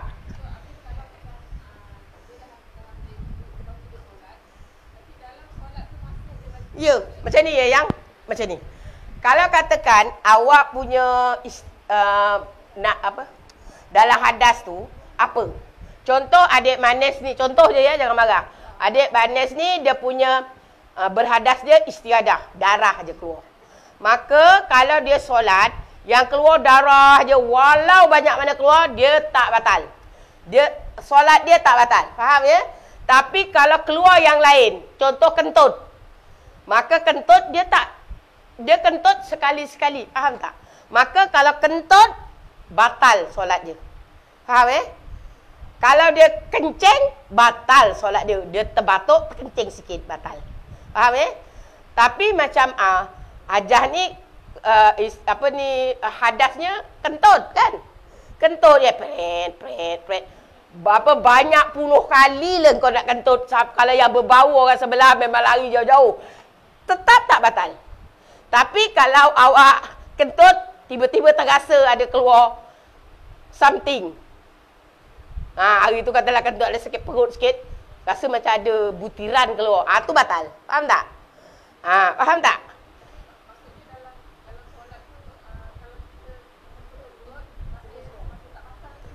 Tak. Dia yang itu saja. Faham tak? Pasal sebab tu tadi, yang itu macam katakan Hajah sana tadi dia kentut vagina. Kalau dia kentut lagi depan, dia tak batal. Tapi kalau dia kentut lagi belakang, dia batal. Batal solat dia. Boleh faham tak? Boleh faham tak Hajah? Maknanya khusus itu.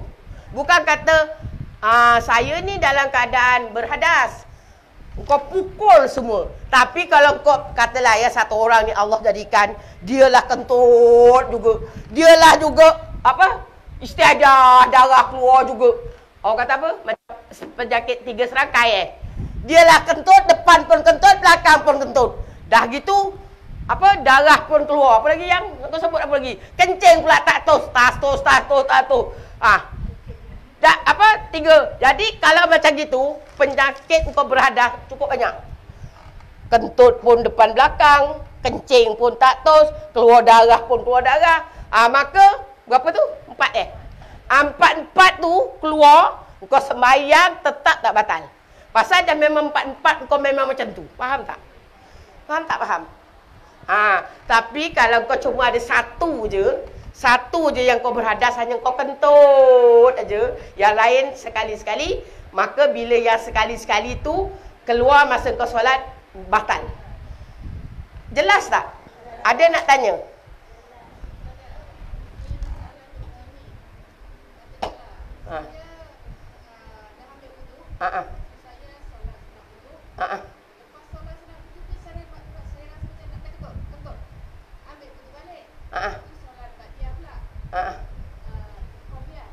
Tak, sekarang ni awak hadasnya apa? Awak sekarang hadasnya kentut. Tak apa. Tak apa.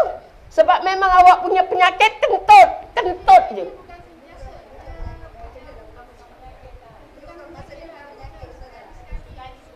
Itu tak masuk. Ini saya cerita yang kata Jawanya semadang tau. Semadang tahu tak?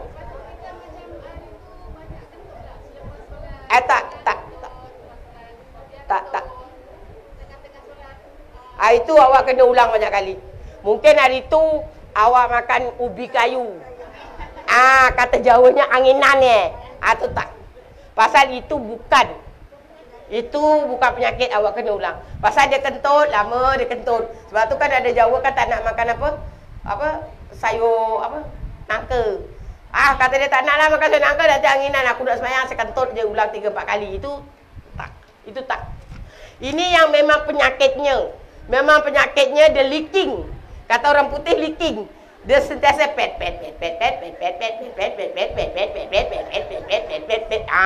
Tu. Leaking. Faham kalau yang sekali-sekali tu tak.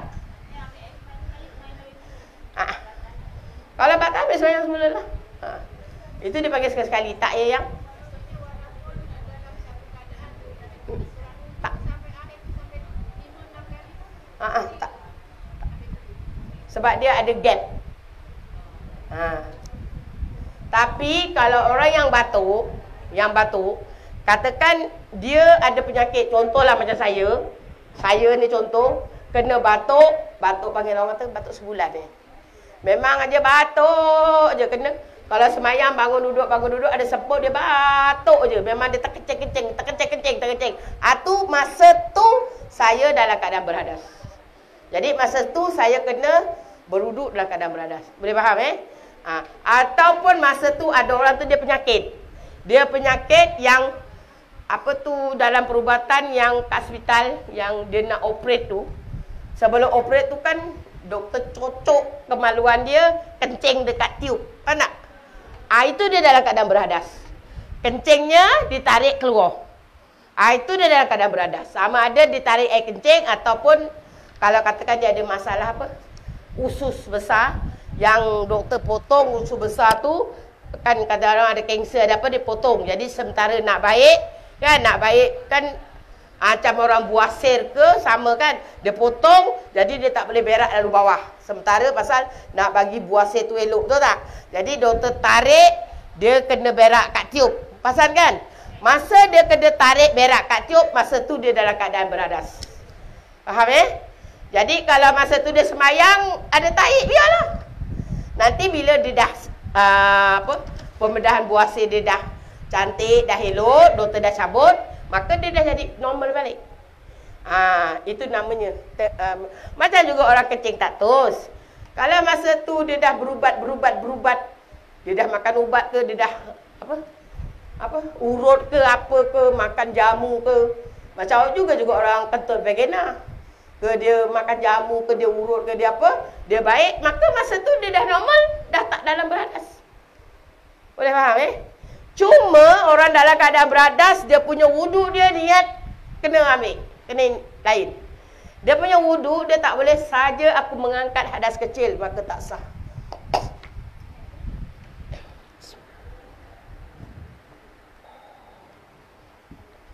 Orang yang sentiasa berhadas, namanya pun dia sentiasa berhadas kan. Dia berwudu, dia niat sahaja aku mengangkat hadas kecil kerana Allah Ta'ala, tidak sah. Macam mana dia nak niat sahaja aku mengangkat hadas besar kerana Allah Ta'ala, sedangkan pet, dia kentut. Sedangkan air kencing dia tes keluar. Tak sah.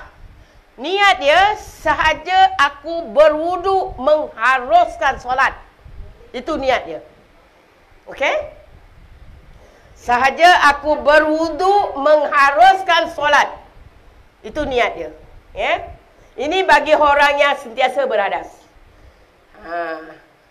Sebab dia nak solat wajib ada wudu. Tak ada wudu dia tak boleh solat.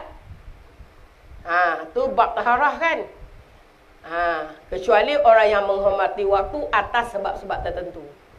Tu kena tahu tu kena belajar. Tak boleh dia kata saja aku berwudu saja aku mengangkat hadas kecil kan niat wudu ada dua kan. Kan ada orang kan dia suka saja aku mengangkat hadas kecil kan Allah Taala, betul tak?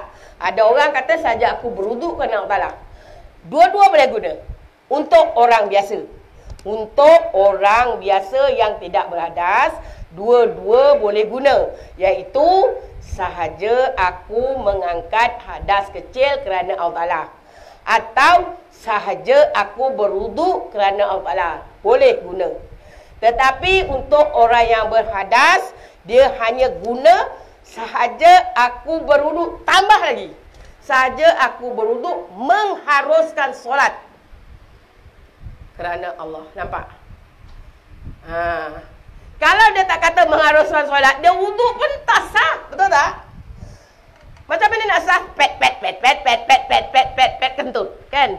Jadi, wudu tetap kena wudu. Jadi, itu dia kena kata, saja aku wudu mengharuskan solat kerana Allah Ta'ala. Sebab tu wudu dia diguna pakai satu wudu untuk satu fardu. Itu solution mana penyelesaian dalam hukum fiqh yang diberi. Boleh faham Ada nak tanya? Jelas? Jelas tak? Okey, kita sambung lagi. Jadi dalam ini firman Allah tadi saya dah sebut dalam surah An-Nisa. Jadi dia kata salah seorang antara kamu datang dari tempat buang air. Tu dah dia punya ni Jadi daripada Abu Hurairah Nabi bersabda yang bermaksud tidak ada wuduk melainkan ada suara atau bunyi angin atau kentut lah. Sebab tu dari bilik air, dalil kitni daripada Al-Quran dari bilik air. That means faham lah kalau kau masuk bilik air tu untuk apa? Sama ada yang depan atau yang belakang, betul tak? Betul tak? Sama ada kencing atau buang air besar, betul? Jadi itu kena berwuduk.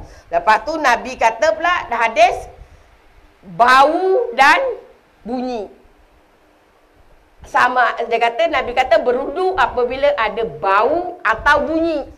Apa maksud dia tu yang? Duduk sebelah tiba-tiba kau bau je. Bau busuk. Maksudnya apa? Kentut, betul tak? Ataupun tak ada bau, pot.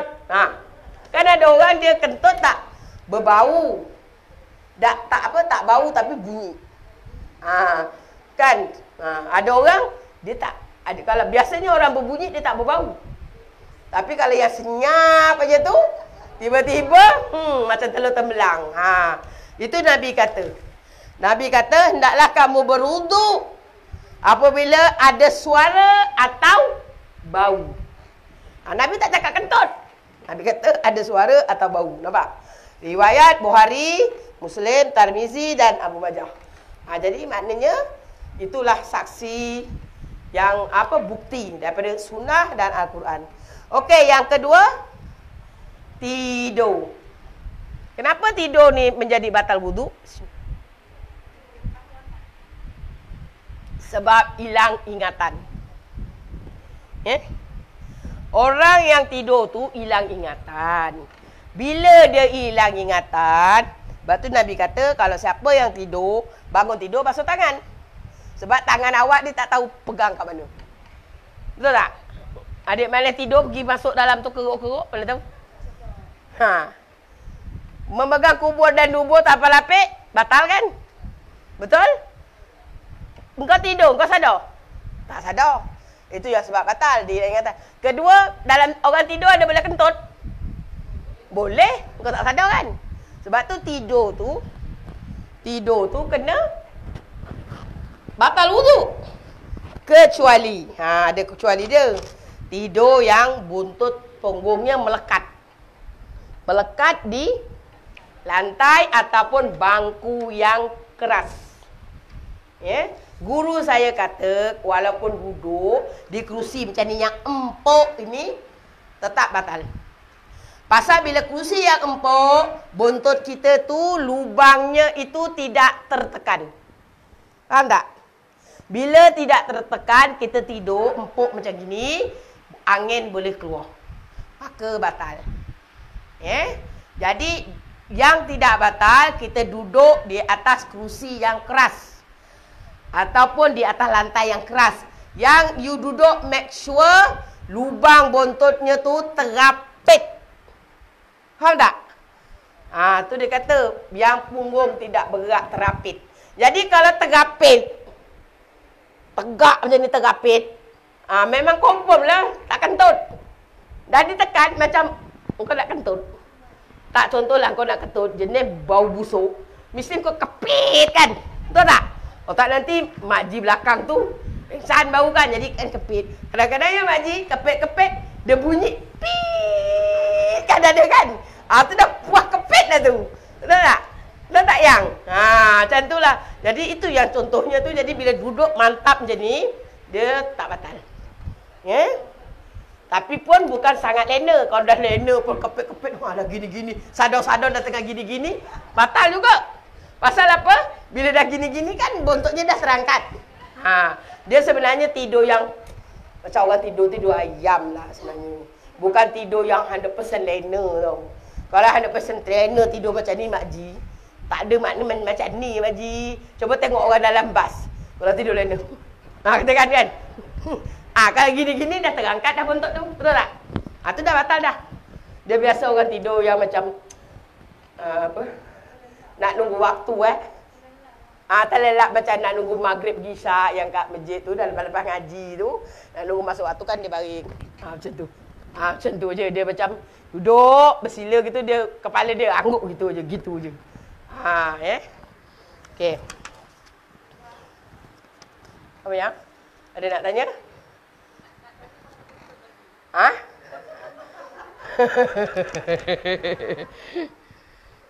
Jadi dia kata, daripada Sayyidina Ali radhiyallahu an, Nabi bersabda, dua mata yang berjaga mengawasi apa yang keluar dari dubur. Maka siapa yang tidur, hendaklah dia berwudu.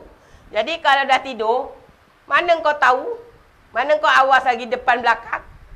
Kan? Sebab tu jadi batal. Jadi walaupun, dengar sini.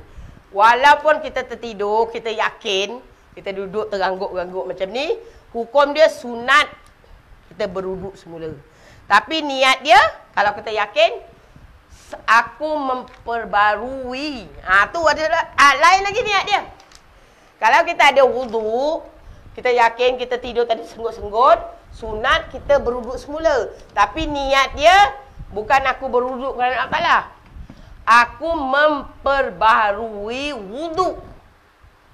3 hari ni belajar niat. Tak salah ya, saya tak ajar ilmu sesat. Ilmu betul. Bukan ilmu sesat. Kita ada wuduk, faham tak? Kita tidur pun kita, cuma macam tadilah, kita tidur, duduk kan, lepas maghrib, kita solat awabim. Lepas tu kita ngaji-ngaji sikit. Lepas tu kan nak nunggu isyak kan lama sikit. Jadi kita duduk-duduk tu tergalip gini gitu je. Tapi lepas tu kita tengok masih ada masa lagi. Jadi tengok-tengok ada 5 minit lagi nak isyak. Jadi kita kalau nak berwuduk lagi boleh sunat. Jadi kita yakin. Maknanya kita yakin. Lepas tu kita pergi bilik air pun kita tak ada nak kentut, nak kencing. Air mazi pun tak ada keluar air apa? Air mazi, air wadi kan kadang-kadang orang perempuan ada keluar kan. Kadang semua tak ada keluar. Contoh. Jadi kita niat sahaja aku memperbarui wuduk kerana Allah.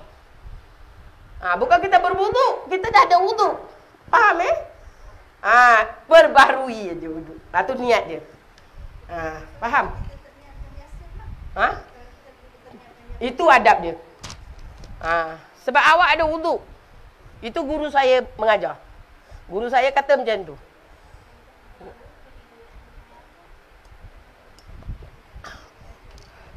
Ya yang.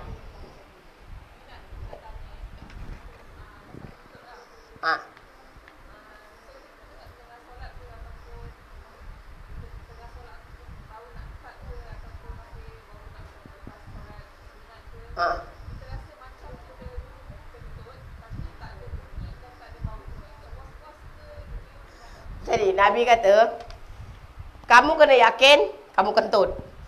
Kalau kamu ada bau, walaupun kamu tak perasan, tapi kamu kata Nabi, pengesahan kentut tadi, kalau kamu tak perasan, tapi dikonfirmkan dengan bau atau bunyi. Walaupun kamu kata macam tak kentut, tapi memang orang sebelah tak ada, engkau seorang je. Contoh kat rumah. Ada bau atau kau dengar bunyi. Walaupun kau buntut kau tak terasa, maka tetap tu kentut. Faham tak? Tapi kalau tak ada bau, tak ada bunyi dan kau rasa, aku macam tak kentut lah. Ikut keyakinan. Kalau keyakinan lebih kepada tidak batal, jalan terus. Kalau persen, tahu persen tak?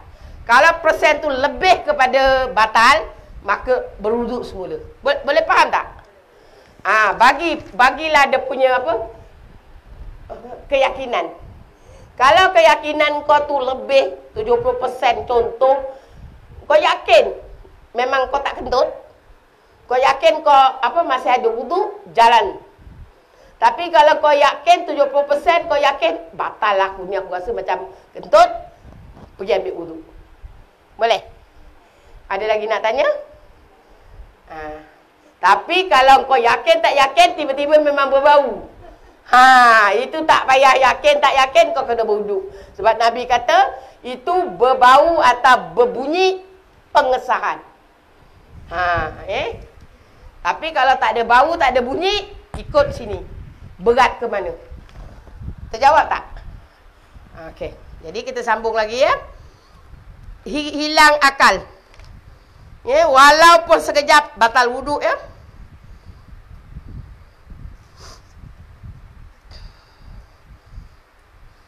Orang yang dah akal ni macam mana? Walau sekejap. Contoh-contoh dia dengar, dia dah berwuduk, nak habis sembahyang, dah pakai telekung. Kali dapat telefon, ngatakan mak dia mati, anak dia aksiden. Contoh, kan kalau orang perempuan yang lemah semangat kan, pitam, pengsan sekejap. Sekejap aja, dengar tu terperanjat, pengsan. Saudara dah menyandar, saudara aku pengsan tadi. Walaupun sedetik, batal wuduk. Sebab masa kau pengsan tu, kau dah terbaring ke, terkentut ke apa. Dia sama macam orang tidur. Faham? Macam tu. Ataupun gila. Kan ada orang ada penyakit gila. Faham tak? Kalau orang kampung saya tu dia panggil apa? Gila babi sawan. Faham tak? Tahu tak gila babi? Orang panggil sawan Apa? Epilepsi. Apa kalau bangsa bahasa baik bagus nama dia apa epilepsi saya pun tak pandai nak sebut. Tapi kalau kampung saya tu dulu dipanggil gila babi. Jiran saya tu ada. Sebab tu saya tahu. Kadang-kadang tengok dia kan nanti cepat-cepat mak dia ambilkan sudu tahu akhirnya takut dia gigit lidah kan. Tu. Tu walaupun sekejap atau lama memang tu dia batal lah wuduk dia.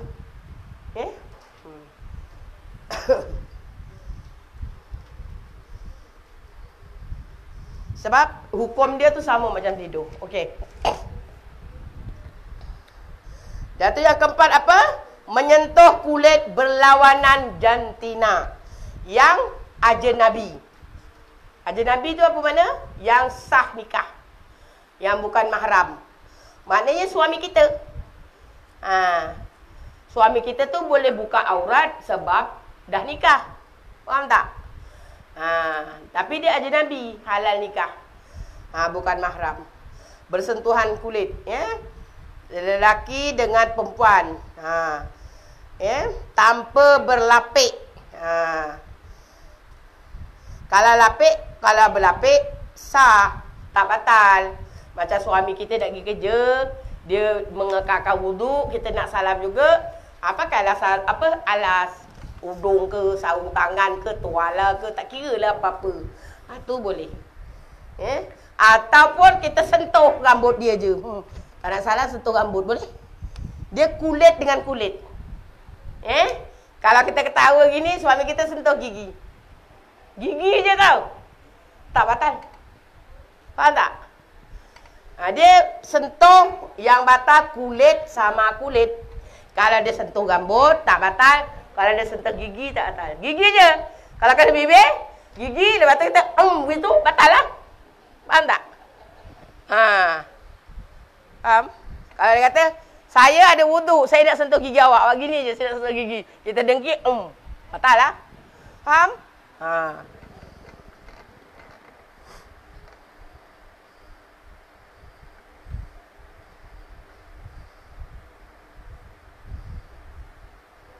Walaupun orang tu dah tua. Katakan lelaki tu muda, umur 20 tahun ke 15 tahun, dia bersentuhan dengan nenek tua bongkok 3. Tetap batal. Kalau bukan mahram dia.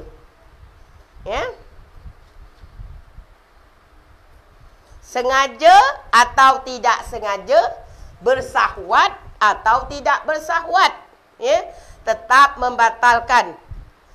Tetapi mengikut Imam Syafi'i. Kalau mazhab lain ada yang tak batal, betul? Ada yang batal kalau bersyahwat aja. Jadi kat sini macam saya cakap tadi, kentut vagina ikut mazhab Syafi'i batal. Ini bersentuhan ikut mazhab Syafi'i batal. Faham Kalau mazhab lain, ada yang mengatakan kalau sentuh, ada nafsu syahwat, baru batal. Tak ada, tak batal. Faham Jadi sekarang kita mengikut pemerintah di Johor khasnya, dia kata arahan mengikut mazhab Syafi'i kan. Jadi kita kenalah macam tu. Okey. Tetapi kalau kita menyentuh kanak-kanak yang belum baligh, maka tak batal. Walaupun bukan anak kita, walaupun anak orang, katakan kita beli anak pengasuh kan, belum baligh, umur 5 tahun, 6 tahun ke apa, tak batal. Macam tu. Firman Allah dalam surah Al-Nisa, atau kamu bersentuh dengan perempuan.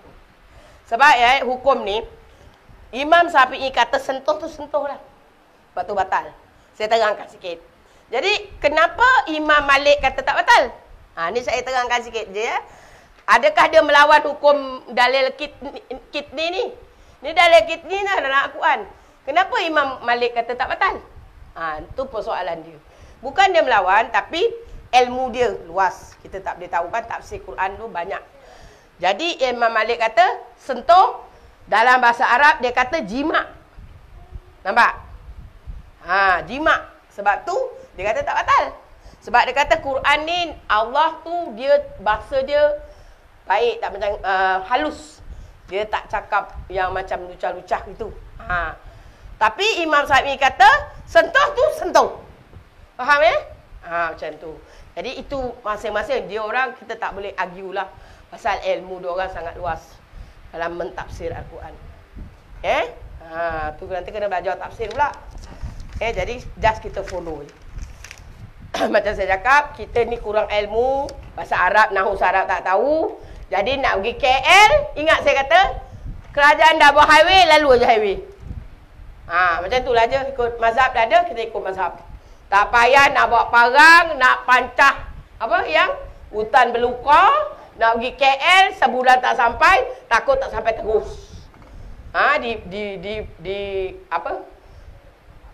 Patuk ular ke, dimakan gimau ke, ditangkap perompak penyamun ke.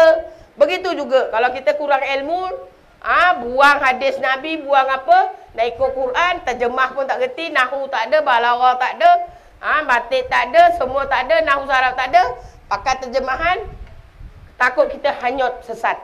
Faham macam tu.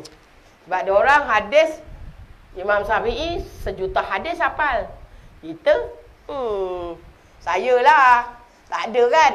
Jadi saya ambil jalan mudah, ikut Quran. Dia kata tak bersentuh, dia dah bagi dalil kitni Al-Quran As-Sunnah surah An-Nisa ayat 43. Ikut je lah, dah tak sesat. Kita rujuk memang betul. Habis situ. Macam tu ya. Yang kelima, menyentuh kemaluan dengan perut jari. Ya, menyentuh kubul atau kubur ya dengan perut jari tanpa lapik. Dalam keadaan lupa atau sengaja atau dipaksa. Ya, sama ada kita punya atau orang punya. Maka batal wuduk. Contoh kita dah habis sembahyang, anak berak. Kita pakai kaki. Tangkap anak, contoh ni saya bagi contoh lah. Kita buka paip jah, kita angkat kain kita dan ambil air dengan anak kan. Aurat kan pakai lutut, kita angkat kain kita pun buka paip, kita tonyok dengan kaki kita sepit ke pakai apa kain buruk kan, kita tonyok cebok berak dia dengan kaki pasal ada getah. Kita pandang getah tu kan. Mula-mula kita ambil apa tu? Lap dengan pampers kan. Taiknya dah tinggal sikit, kita pacik dengan air. Lepas tu kita tonyok dengan kaki. Batal tak batal kita punya wuduk? Batal tak batal kita punya wuduk? Okey, tanya lagi. Siapa kata batal angkat tangan?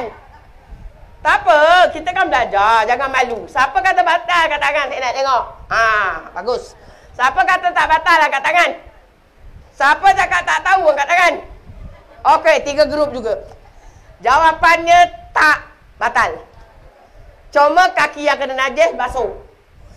Dengar ya, jawapannya tak batal. Cuma kaki yang bernajis awak kena basuh. Faham ya? Kenapa tak batal? Dia kata tadi menyentuh kemaluan depan atau belakang dengan perut jari. Ni perut jari yang ni.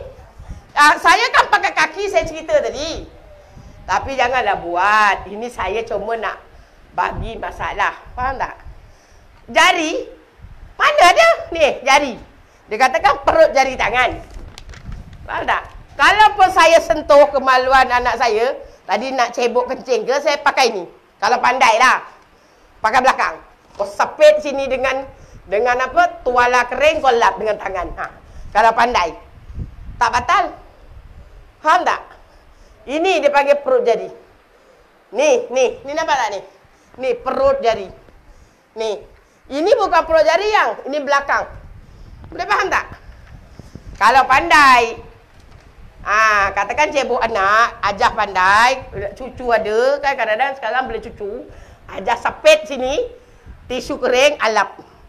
Pandai tak? Kalau pandai buat, tak batal, dah ada wudu kan? Kalau tak pandai, Kenalah ke depan. Kat depan batal lah. Boleh faham? Perut jari, dia kata. Jadi kat sini dia kata menyentuh kemaluan dengan telapak tangan tanpa berlapik. Tapi kalau kita ada pakai lapik, katakan nak cebokkan cucu ke anak, kita ambil sarung tangan yang macam doktor punya tu sayang. Kita sarung tangan. Boleh aja cebok, tak batal. Faham tak? Berlapik. Jadi bila berlapik, perut jari kita ni tak sentuh. Macam juga tadi kita nak salam suami kita, kan? Kita nanti duduk bang. Saya pakai sarung tangan. Sarung tangan. Boleh? Maknanya dah berlapik. Siap boleh. Kau tarik tudung. Lapik lah. Macam tu. Faham?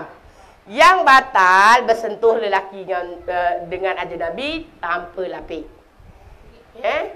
Sentuh rambut, sentuh gigi. Begitu juga kita sentuh, katakan kalau awak juga dah ambil semayang. Tapi kalau awak tak boleh lah, awak cebok, memang awak kencing tu dah batal. Ini masalahnya kalau kita cebokkan anak atau cucu. Faham tak? Cebokkan orang lain lah. Berlapik. Boleh ya? Ada nak tanya? Faham? Jelas? Jadi, ini perkara furuk. Maksud furuk ni, perbezaan antara mazhab. Sebab tu, ada mazhab furuk ni batal. Sebab tu cara ambil wuduk dia pun lain. Sebab tu, macam katakan kita nak mengikut mazhab Maliki, Hanafi. Cara wuduk dia lain. Lepas tu, ada yang mazhab Syafi'i kata batal, dia tak batal. Ada yang mazhab Hanafi kata batal, kita tak batal. Sebab tu, jangan bila kita pergi Mekah tak tahu belajar ilmu, kita kata pasal nak bersentuh lelaki perempuan, kita ikut Hanafi. Tapi kita berwuduk cara Syafi'i, tak kena. Sebab Hanafi, kalau muntah dia batal. Mazhab Hanafi muntah batal. Faham tak? Tapi sebab tu saya tulis kat situ furuk. Maknanya ada hilap-hilap. Furuk ni maknanya cabang. Faham tak? Kalau usul tu, usul katakan macam ni. Pokok. Contoh usul, setiap orang nak solat wajib berwuduk. Itu usul. Faham tak? Wajib berwuduk. 4 mazhab mengatakan wajib berwuduk. Itu pokok. Furuk ni ranting. Faham tak? Ranting macam mana? Contoh mazhab Syafi'i kata sentuh lelaki perempuan batal. Mazhab Hanafi kata tak batal. Mazhab Maliki kata batal kalau bernafsu. Nampak? Macam tu. Contoh mazhab Syafi'i kata kentut vagina batal. Mazhab Hanafi kata tak batal. Nampak tak? Itu dipanggil furuk. Cabang. Bila cabang ada khilaf. Jadi kat sini perkara furuk. Dalam mazhab Syafi'i tidak batal. Pertama apa? Luka yang mengeluarkan darah. Hanafi batal Kalau awak ikut Hanafi, dia luka, berdarah, batal. Sebab tu kena tahu tu. Jangan suka-suka tukar-tukar, tak tahu. Sebab tu guru saya kata, ajar anak murid satu je mazhab, adab. Ikut pemerintah arahkan. Kalau pemerintah kata Syafi'i, kena Syafi'i je lah. Jadi mengikut mazhab Syafi'i, perkara yang tidak membatalkan wudu adalah luka yang mengeluarkan darah. Tak batal. Cuma, kena basuhlah darah tu. Basuh darah tu, kalau darah tu kalau tengah semayang batal. Nanti darah tu kena kain telekung, batal lah kan? Faham tak? Batal solat tapi wudu tidak batal. Itu kena faham. Okey, yang kedua. Muntah tidak batal. Ketiga, makan dan minum tak batal. Tapi kalau tak dibersihkan, terselit, kau tengah semayang, keluar, kau telan, batal. Kau minum air kopi, tengah baca bismillah, telan, terasa manis, batal. Yang batalnya apa? Wudunya batal ke solatnya batal? Solat batal, wudu tak batal. Ulang balik solat, wudu tak payah ambil. Faham? Faham tak? Jadi yang ketiga, ketawa terbahak-bahak. Tak batal. Asalkan jangan keluar huruf lebih daripada 2 perkataan. Ha ha ha ha ha. Ada keluar tak? Kalau keluar huruf lebih 2 perkataan, batal. Kan?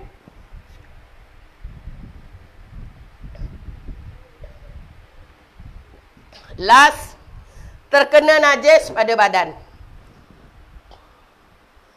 Ini bukan solat ya.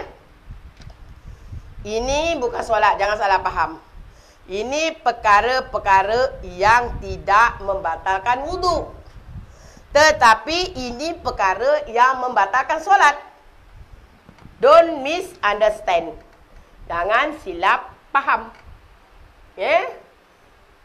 Perkara-perkara yang tidak membatalkan wudu.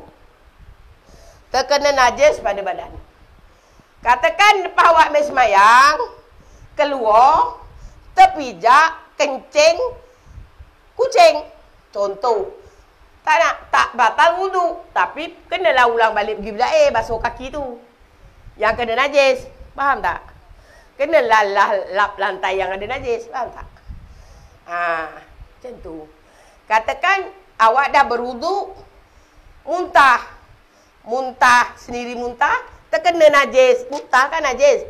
Terkena dekat kita punya tangan dan baju. Pergilah bilik air, basuh tangan, basuh baju tu. Ataupun kita dah basuh, tak selesa, tukar baju lain. Wudu tak payah ambil. Wudu tak batal. Faham Jadi kita tutup sampai kat sini. Waktu pun dah time's up. Kita tutup. Catat. Jadi kita akan sambung seterusnya minggu-minggu mendatang. Okey. Ada nak tanya? Saya rasa kita dah faham semua kan? Dalam mengajar tadi pun dah tanya.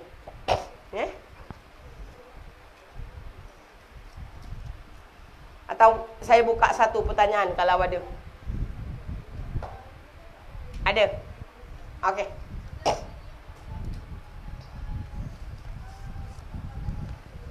Apa yang? Tak dengar yang?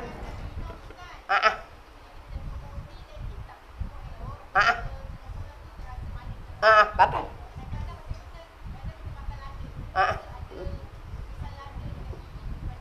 Kalau tertelan tadi awak minum kopi, kan? Awak berwudu, awak minum kopi.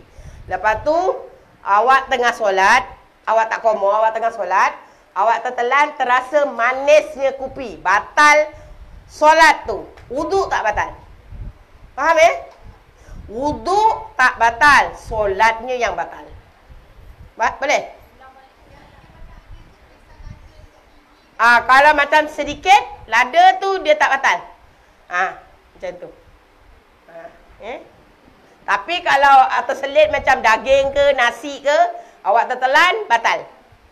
Batal wudunya aja. Batal solatnya aja. Tapi kalau macam awak perlahan-perlahan, macam ni kan, terkeluar, awak perlahan-perlahan tunduk, awak ambil. Kuih, lauk itu boleh. Jangan telan. Telan batal. Macam ni. Jangan awak macam ni angkat tangan. Gitu batal. Pergerakan 3 kali. Awak kena macam ni. Tunduk perlahan-perlahan. Lepas tu. Macam tu. Boleh. Okey. Okey, kita tutup dengan tasbih kifarah dan surah Wal. Subhanakallah. Astaghfirullah. Bismillahirrahmanirrahim. Wal 'asri innal insana lafi khusr. A'udzu billahi minasyaitonir rajim. Bismillahirrahmanirrahim. Alhamdulillahirabbil alamin. Wassalatu wassalamu ala alihi washabbihi wasallam. Alhamdulillah. Ya Allah, ya Tuhan kami jadikanlah perjumpaan kami pada hari ini perjumpaan yang Kau rahmati. Ya Allah, ya Tuhan kami, jadikanlah perpisahan kami pada hari ini perpisahan yang Kau redai, ya Allah. Ya Allah, jadikanlah ilmu yang kami pelajari dan yang diajari Engkau rahmati dan Kau berkati, ya Allah. Rabbana la tuzigh qulubana ba'da idh hadaitana wa hab lana min ladunka rahmah innaka antal wahhab. Rabbana atina fid dunya hasanah wa fil akhirati hasanah wa qina azabannar. Wassallallahu ala sayyidina Muhammadin wa ala alihi wasallam.